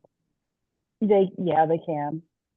Which, I mean, Dragon Boy is the proof of that. You know, talk about But- not worth the risk. Hello, COVID, baby. Fuck the quarantine. Yeah, it's weird. It's like I kind of allowed that for my daughter, but the thought of any of my boys staying over at someone's house, and I'm like, no. Oh hell no. I mean, this mother might just be thinking it's better off at her place than them going Then somewhere no. else. But I mean, it's going to happen. Their kids are going to experiment. that's I don't like the idea. but this is literally their goodbye too. She's saying he's gonna have to drive to see her, so he's gonna take this as some kind of like last Oh, ditch wait. effort. I- Yeah. I just remembered something. My parents would let me sleep over at. Well, they probably. No, at the time they didn't know. They Never might have had mind. their suspicions. Oh, me and my know. girl? Yeah. They probably Right? did after a while. But yeah, she was allowed to sleep over. As a female, it probably wasn't thought as like thought like that. Probably not. If there was no open door rule. Yeah. The day I came out to my parents, I was so nervous because this is gonna sound weird. This was in the don't ask, don't tell era, where things were just starting to become actually accepted. And so I was afraid. And my mom was like, okay, you know, your grandfather is too. Wait, what? Like, I learned something new today. I don't know how she knew that one. But it kind of got confirmed later on in life when he was at a nursing home with his best friend, who was also a Navy man. And they would I disappear love for when hours. stereotypes prove true. Yes, I know. They have to come from somewhere. Yep. Would you ever break I the got truth to your parents though, if you found out something about a family member that you knew they would be too proud of? Mm. I can mostly keep a secret. I can't promise I can keep it forever. We need a code word. Yeah, there's that. I had to explain to my mother that obviously, like, our family members with all these conditions later in life, like, yeah, we're going up here. We haven't seen these family members in years. And I was the one who told her my godmother must be smoking because something happened on the phone and it sounded like that's what was up. And I mean, she has lupus. She has like all these immune conditions. So I Part of told me's her, like don't if you be survive surprised. all that, if you survive all that, you're allowed to do whatever you want. Her little sister, she's so proud of her little sister who's like barely older than me. And she has like she manages like a string of gyms up in Jersey and she doesn't know what the fuck a pineapple is. Like, I had to explain to her that, I made the joke at the table and yeah, Kathy just kind of looked around like, hold up, did everybody just hear that? And I Wait, I didn't explain it to my mother. I did not, but Kathy knew. How did you explain a pineapple? No, that's the thing. She was joking about something, and I just made a comment about like, they would probably have all this pineapple decor too, because she did. She had like just a lot of this whole place was decked out, and there was more pineapples than should be expected in like a tropical theme. But that's what just made me laugh. I mean, we were Someone's guests going to in be doing her the home. ramba. No, I mean we were guests in her home, so I wasn't gonna, put her out there like that. But I couldn't resist. I kind of wanted to see who else at the table knew. And of Who course, none knew of what the a other sisters pineapple picked up was? on it. None of the other sisters like picked up on it or anything. I mean, this was before her son and daughter-in-law got there, so I wasn't about to say it around them because they probably knew. But yeah, that was pretty entertaining. We veered left, way left. So we'll get back to Yeah. the boyfriend sleeping Okay. over. Okay. So this boyfriend sleeping over. You guys cool with that? Never. I say no. Long distance relationship, figure it out. But he's not spending a night and she is not spending a night. So wait till you're 18. You got another year. You go off and spend a night at your house. How about that? No, we're not. You're not living here, staying here. No spending the night. You fall asleep, I wake you up before sun goes down so you can make it home. But maybe I'm just a father and doing too much, but personally, no. But the first comment is, I think it depends on the situation for me. I never thought I'd be a parent to allow sleepovers until my oldest son, 18, girlfriend, 17, started having some serious issues at home. She lived with us for months last year. She had her own bedroom and a spare room. However, now she's just with us again, months away from 18. I don't police the sleeping arrangements. I know neither of them want kids right now. She is on birth control and they've been together for almost 3 years. I feel different if it was a new relationship. They've been together since sophomore year in high school, basically.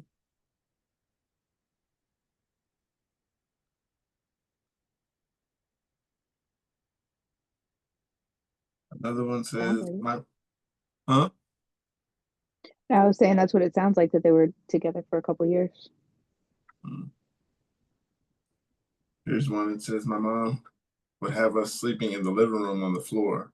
It was a small one-story house with my sister's bedroom right off to the living room and my mom's room to the right and the other side of the living room. Anyone using one bathroom would easily see us. This was back in the 90s when I moved in with someone after my sophomore year in college, but was still a teenager, 18 to 19. She just let us sleep in my old childhood bedroom when we visited. However, my boyfriend's, never husband's, parents required to sleep in separate rooms until we were married at 28 and 27. I probably do what my mom did, requiring him to sleep in the living room while in high school. Didn't let them sleep in my son's room when they're in college.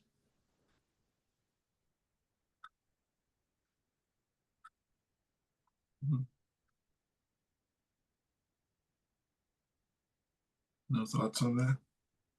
Toaster gone? Oh my. Yeah, she said she had to get up pretty early. Oh yeah. Forgot about that. Anxious to tell my teen I'm pregnant. I'm a mom of 3, 13-year-old daughter and 2 boys, ages 2 and 1. My daughter is great with her brothers, though she is not overly involved with them. They are at such different stages of their life. We thought our family was complete. My husband was even planning to get a vasectomy, but now we're unexpectedly expecting baby number 4. This surprise has really thrown us for a loop. We really already given away all of our baby gear We live in a small house and we just barely getting by financially. There's a lot of adjusting ahead and it's a little scary. One of the hardest parts of this is thinking about how to tell my daughter. I know this won't be exciting news for her. She wasn't thrilled that we had our youngest. We've always made it a priority to give her individual attention, taking her to sports, spending one-on-one time with her, and making sure she's never expected to parent or babysit her brothers. Still, I know this is going to shake things up at home, and I'm anxious to know about how it will affect her. Does anyone have advice on how to break the news to her in a loving, sensitive way, and how to navigate the chaos that's ahead while still making sure my daughter feels valued and secure? Well, include her in the discussion. Don't just come out and say it, but maybe start it with, have you ever thought about having a brother or sister? And kind of ease into it. Make her feel included somehow. But I'm glad I never actually have to have that discussion ever again. Yeah, I'm different. You might Personally, actually have to consider this someday. no, personally, I say, if you just wait to find out. It's not my job to let you know I'm gonna have a baby if I want to have a child.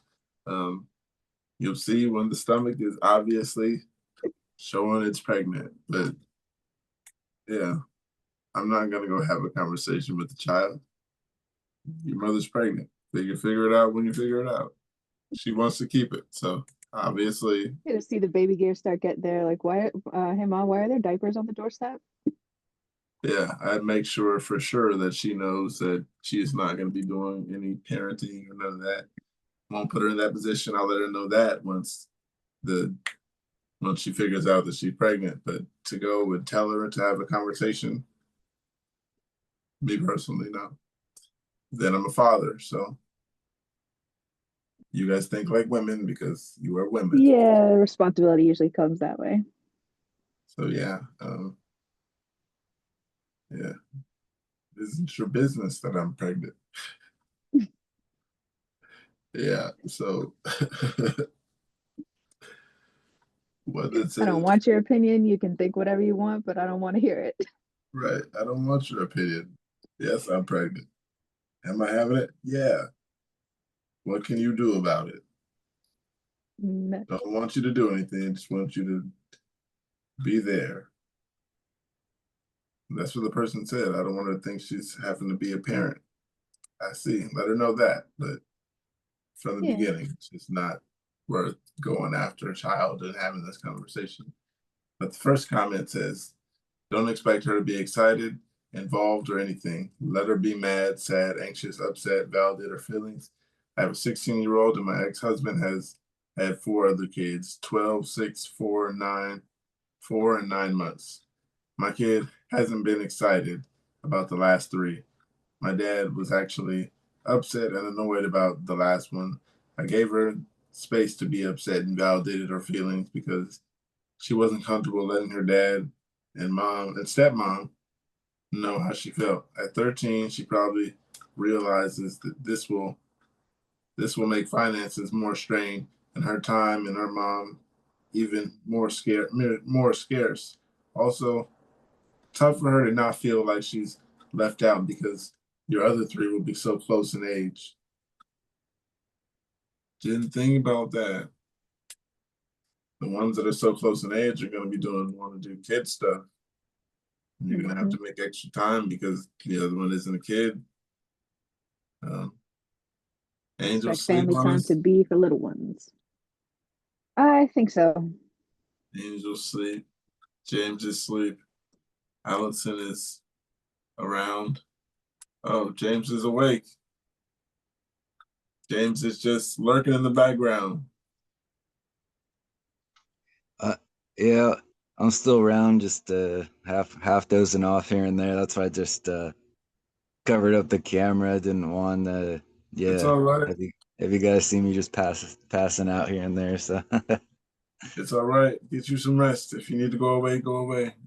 We'll be here. No, I won't fully fall asleep. So that's why I'm still just enjoying y'all's company. It's all good. Yeah, I can't fall asleep either. Called insomnia. I'll be here for a bit, man. All right, I'll be here. What do you guys think the most unfair part of growing up was? People are saying not getting time back, no second chances, no do-overs. Say that one more time. What is the most unfair part of growing up?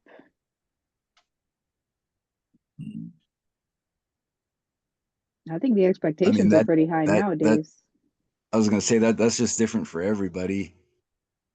I mean, somebody could be dirt poor, somebody could be, handed a bunch of wealth and be have a privileged life. Sorry. So that's hard to like narrow it down to one certain thing. It depends on person by person case, I would say.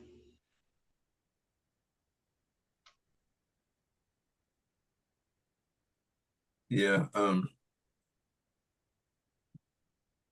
I forgot the question, to be honest. It was a good one. I did want to answer it. What's the most unfair part of growing up?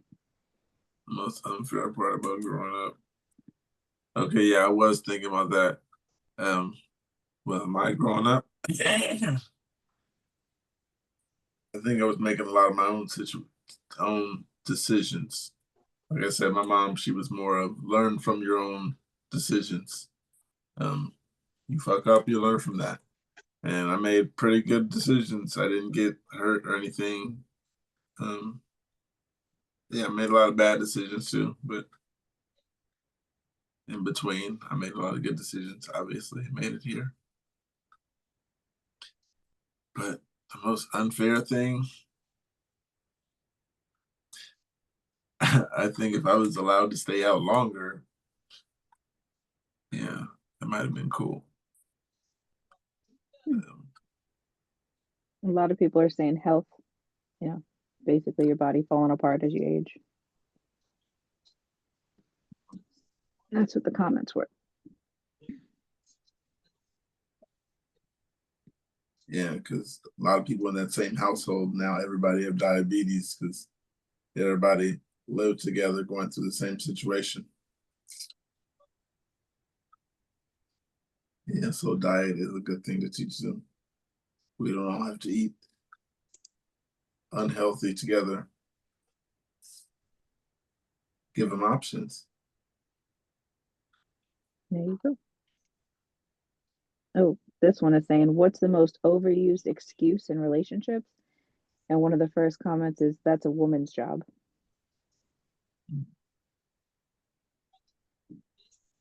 So an overused excuse in relationships. What was the question again? Sorry, I didn't hear the first part of that. What's the most overused excuse in relationships? I'm thinking it's one person just saying, I don't know how to do that. So you have to. Just, I don't know how. Overused excuse. I'm trying to think of an excuse. I mean, I guess people could say that, but I would easily retort like, okay, well then here's how to do it. Now you know how to do it. It's a non-issue now. Doesn't work like that in a relationship. I mean, it depends what we're talking about, right? Like, I mean, if it's something like loading the dishwasher or cleaning the sink or something like that. I mean, it depends on what you're talking about, but for the most part, if your significant other says they don't know how to do something, then it makes you the asshole to come back and say, well, time to learn, get better. From what I know. I think there's a petty thing where there's like, I'm gonna leave those dishes in the sink because you used them. That's the pettiest thing I've ever heard. That would be dishes, like do all the dishes and leave the bowls and spoons that you used in the past 2 days. It's ridiculous. Exactly. You're already standing there. You got the water running, the soap, the sponge. Like, it's only an extra, what, 30, 60 seconds to clean those extra couple of dishes. Like, just do it. That would be some petty shit to do for sure. Seen it before. Anybody ever come up with a funny nickname for an ex after a breakup? Mm, I've just been fun calling name. mine ex. Yeah, I don't really have a specific nickname. I mean, once in a while I'll use some swear words or something for my ex-wife, but not like one specific nickname that I have for her or anything. Nobody's name is really their name in my phone. I have nicknames for everybody. Everybody. I make it their last name if it's, an acquaintance or whatever. I kind of need to remember like why they're in the phone.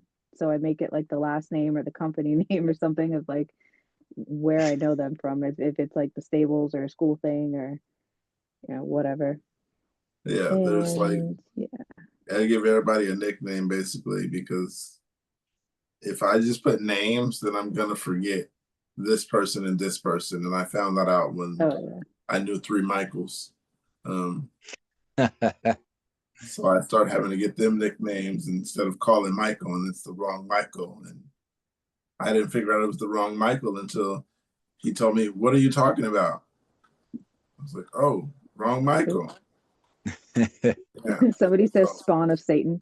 Now everybody in my phone is under nicknames, and I know everybody by nicknames because sometimes I won't remember Scott if there's another Scott or a Josh and a Joshua, and yeah, been through it. Yeah, so everybody has nicknames. Like even by A lot of kids. people say Voldemort. I'm surprised about Honestly, that. the easiest way for me to not worry about it is I just deleted her out of my phone and blocked her number, so I don't have to ever worry about her popping up on a text or a call or anything anyway. So You're an ex now for a reason. yep, exactly.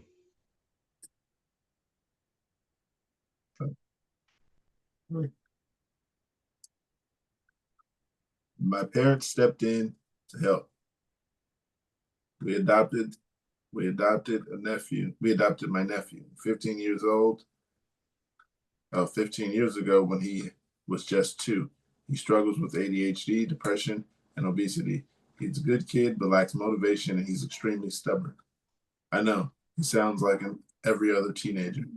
Anyways, by 15, he was mostly just beginning hiding in his own room all the time. Not really getting into too much trouble, but beyond being lazy, disrespectful, and smelly. But once he got a job and started earning his own money, he signed up for Apple Pay and PayPal so we could track his spending. He makes 500 to 800 per week. Turns out he's been buying vapes, hotel rooms, and hookers. We tried to impose restrictions, but he fought us every step of the way, and eventually he chose to move out of our house after he bounced around from relative to relative for a month. My parents stepped up and they helped him pass his driver's test, buy a car, repair it, get insurance, and get a license plate for it. The next step is for him to enroll in high school equivalency program so he can get his diploma. He'll be 18 in August, and the goal is to get him to graduate this program by October. I'm conflicted because I'm rooting for him, and all I ever wanted was for him to get his license and his high school diploma. But I also feel like my parents are enabling him to continue to spend his money on vapes, hookers, and they're pretty much doing all the heavy lifting when it comes to getting him through high school or hitting any other goals he has. I recognize that parents' role is to help the kid achieve their goals, but they're basically doing all the work for him. I don't know if he's learning valuable lessons about responsibilities and survival, or if he's just going to be an 18-year-old boy who's basically avoided consequences and accountability and has no ability to pay bills, take care of a family. I'm just looking for encouragement. Oh, your child is buying hookers at 15. Oh, it's your nephew. At 15, that is rough. And he obviously dropped out of school already. Yeah. Buying hotel rooms and hookers and started his own PayPal and Apple Pay. For $500 to Man. I mean, $800 a week not that it, at 15. I was gonna say not that it's a huge difference, but I think he's 17 because they said they adopted him 15 years ago when he was 2. Okay, So yeah, he's 17. Okay, yeah, not because not they said he's gonna not be that a that not 15-year-old boy. yeah, not that that's any better, but I'm just saying he's at Yeah. least a couple years older. He's close to being an adult. I don't know Definitely if not he's definitely not any 17-year-old. better, but I'm just saying that's all, man. Yeah, I don't know any 17-year-old. It's wild. It's that's rough for Yeah, the 'cause parent. I thought you had to be 18 to do a lot of the stuff that they was saying he was doing. You gotta be So that's 18 to get a hotel room. All you have to do is have money, especially if it's cash. But he true. also You has gotta Apple like Pay. He also has Apple Pay and PayPal. So that's good too when it's a card, because they can charge you extra. that's true. You just reserve it online or do online check-in or whatever, right? And they don't even Yeah, know who it is. But also buying vapes and I guess yeah. hookers are illegal no matter what, right? So Sounds like he might have got the wrong crowd, Unless wrong you're in like set of Vegas. work friends. In Vegas, prostitution is legal, to a certain that that extent. that's true. I'm just thinking of Cali laws because that's where we Yeah, live. Yeah, it depends on where they live too. So yeah, my mistake. yeah. But I just keep thinking that is rough for that But yeah, old that's to be buying it. It's not funny, but that's crazy, man. it's not funny at all. But just I can imagine it. Reading it was the funniest part, but the situation isn't funny. Yeah, that's just He's another making reason. Like, daughter talks about getting a job or, earning her own money. We're going to make it clear as, make sure she understands what the expectations are. Like, she has a bank account already and understand that you have a budget no matter what your income is, even if you don't, even if you have, more income than expenses, that doesn't mean you need to go, just blow it on anything. Like financial goals, the Yep. earlier the better. Get a savings account, man. If you got that much extra to blow right now, you'll be happy, when you're 20 years older and you got a ton in savings and can buy that house or that new car or whatever, versus that one night of fun that you keep having, blowing it all away. So I got something from the comments. It says, "This is hard." He's probably a kid who has not learned any lesson, and your parents will probably have to learn that the hard way. This is one of those times you have to stand back and let people hit their rock bottom. This goes for both of them. You may spend the rest of your parents' life with them, bail him out. Life having them bail him out of everything. Eventually, he will be on his own. And the author responded, "Yeah, I was reluctant to even let them help. Let them help him. He's actually my nephew on my wife's side, not even their biological nephew, as he would always remind us. But we're bending over backwards for him. As much as I want him to be successful, I personally feel like he's just taking advantage of them. And as soon as he can, he'll try to hold them accountable, like making him finish his high school program. He's going to take the car and dip. He probably won't even pay them for the repairs they pay for to help him get his license plates. Also, I believe he has hit rock bottom before. He'll finally make changes, and then by helping them, they're just prolonging the inevitable without really teaching them much anything.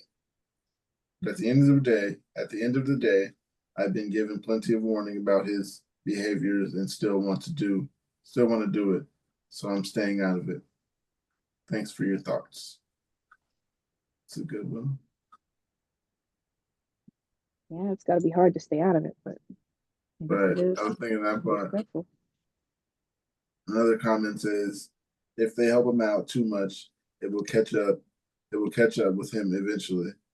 He chose to go into the care of other people. So just let them care for him however they choose. Everyone will learn their lesson at some point.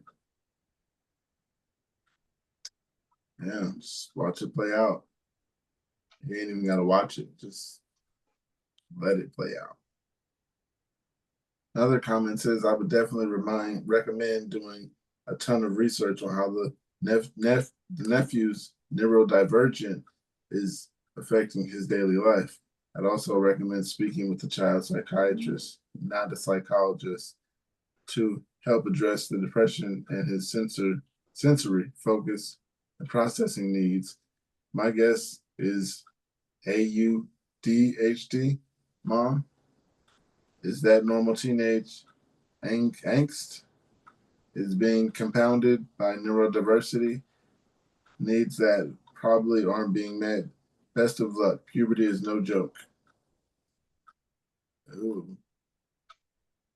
Puberty, along with everything else that they just went through. This is only the beginning. And they call AUDHD a Yeah, not formal way of saying autism and ADHD. Mm.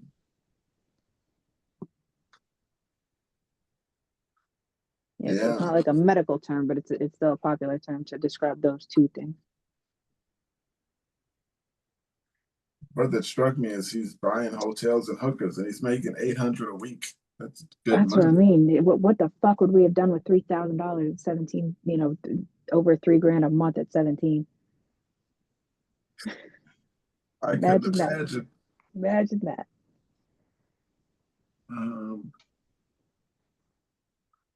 I don't know if I would have been saving for college, but Me either. something.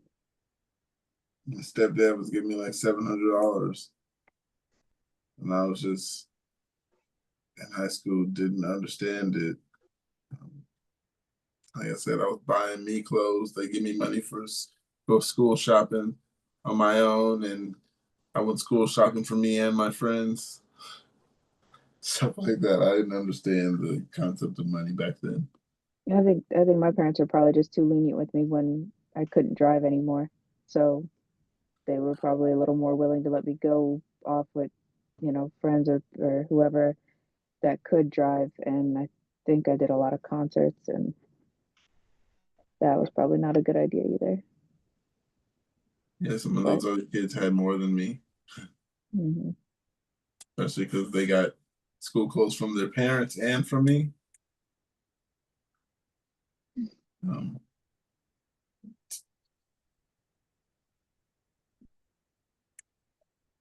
Screen time and self-regulation. Screen time is a constant source of conflict within teens. I'm tired of policing it, but when I don't, they don't sleep and they're on their screens constantly. Depression and anxiety are now at levels that needs treatment. Has anyone had success having conversations about how bad screens are for their mental health and convincing their teens to willingly limit and self-regulate? One of my teens has ADHD, so self-regulation is already a challenge. How do I help them want this? How do I help them want this for themselves? I'm far from mastering that. You said you're far from mastering that one. Yeah, exactly. It's still a rule with daughter, and she's not happy about it. And with son, I have these stupid tricks of moving the screen further and further away, and then he'll doze off. I like those how you can regulate the phones. It'll stop playing whatever it's playing, whether it's a game or a video or whatever, and say your phone might be too close to your face. It works for him.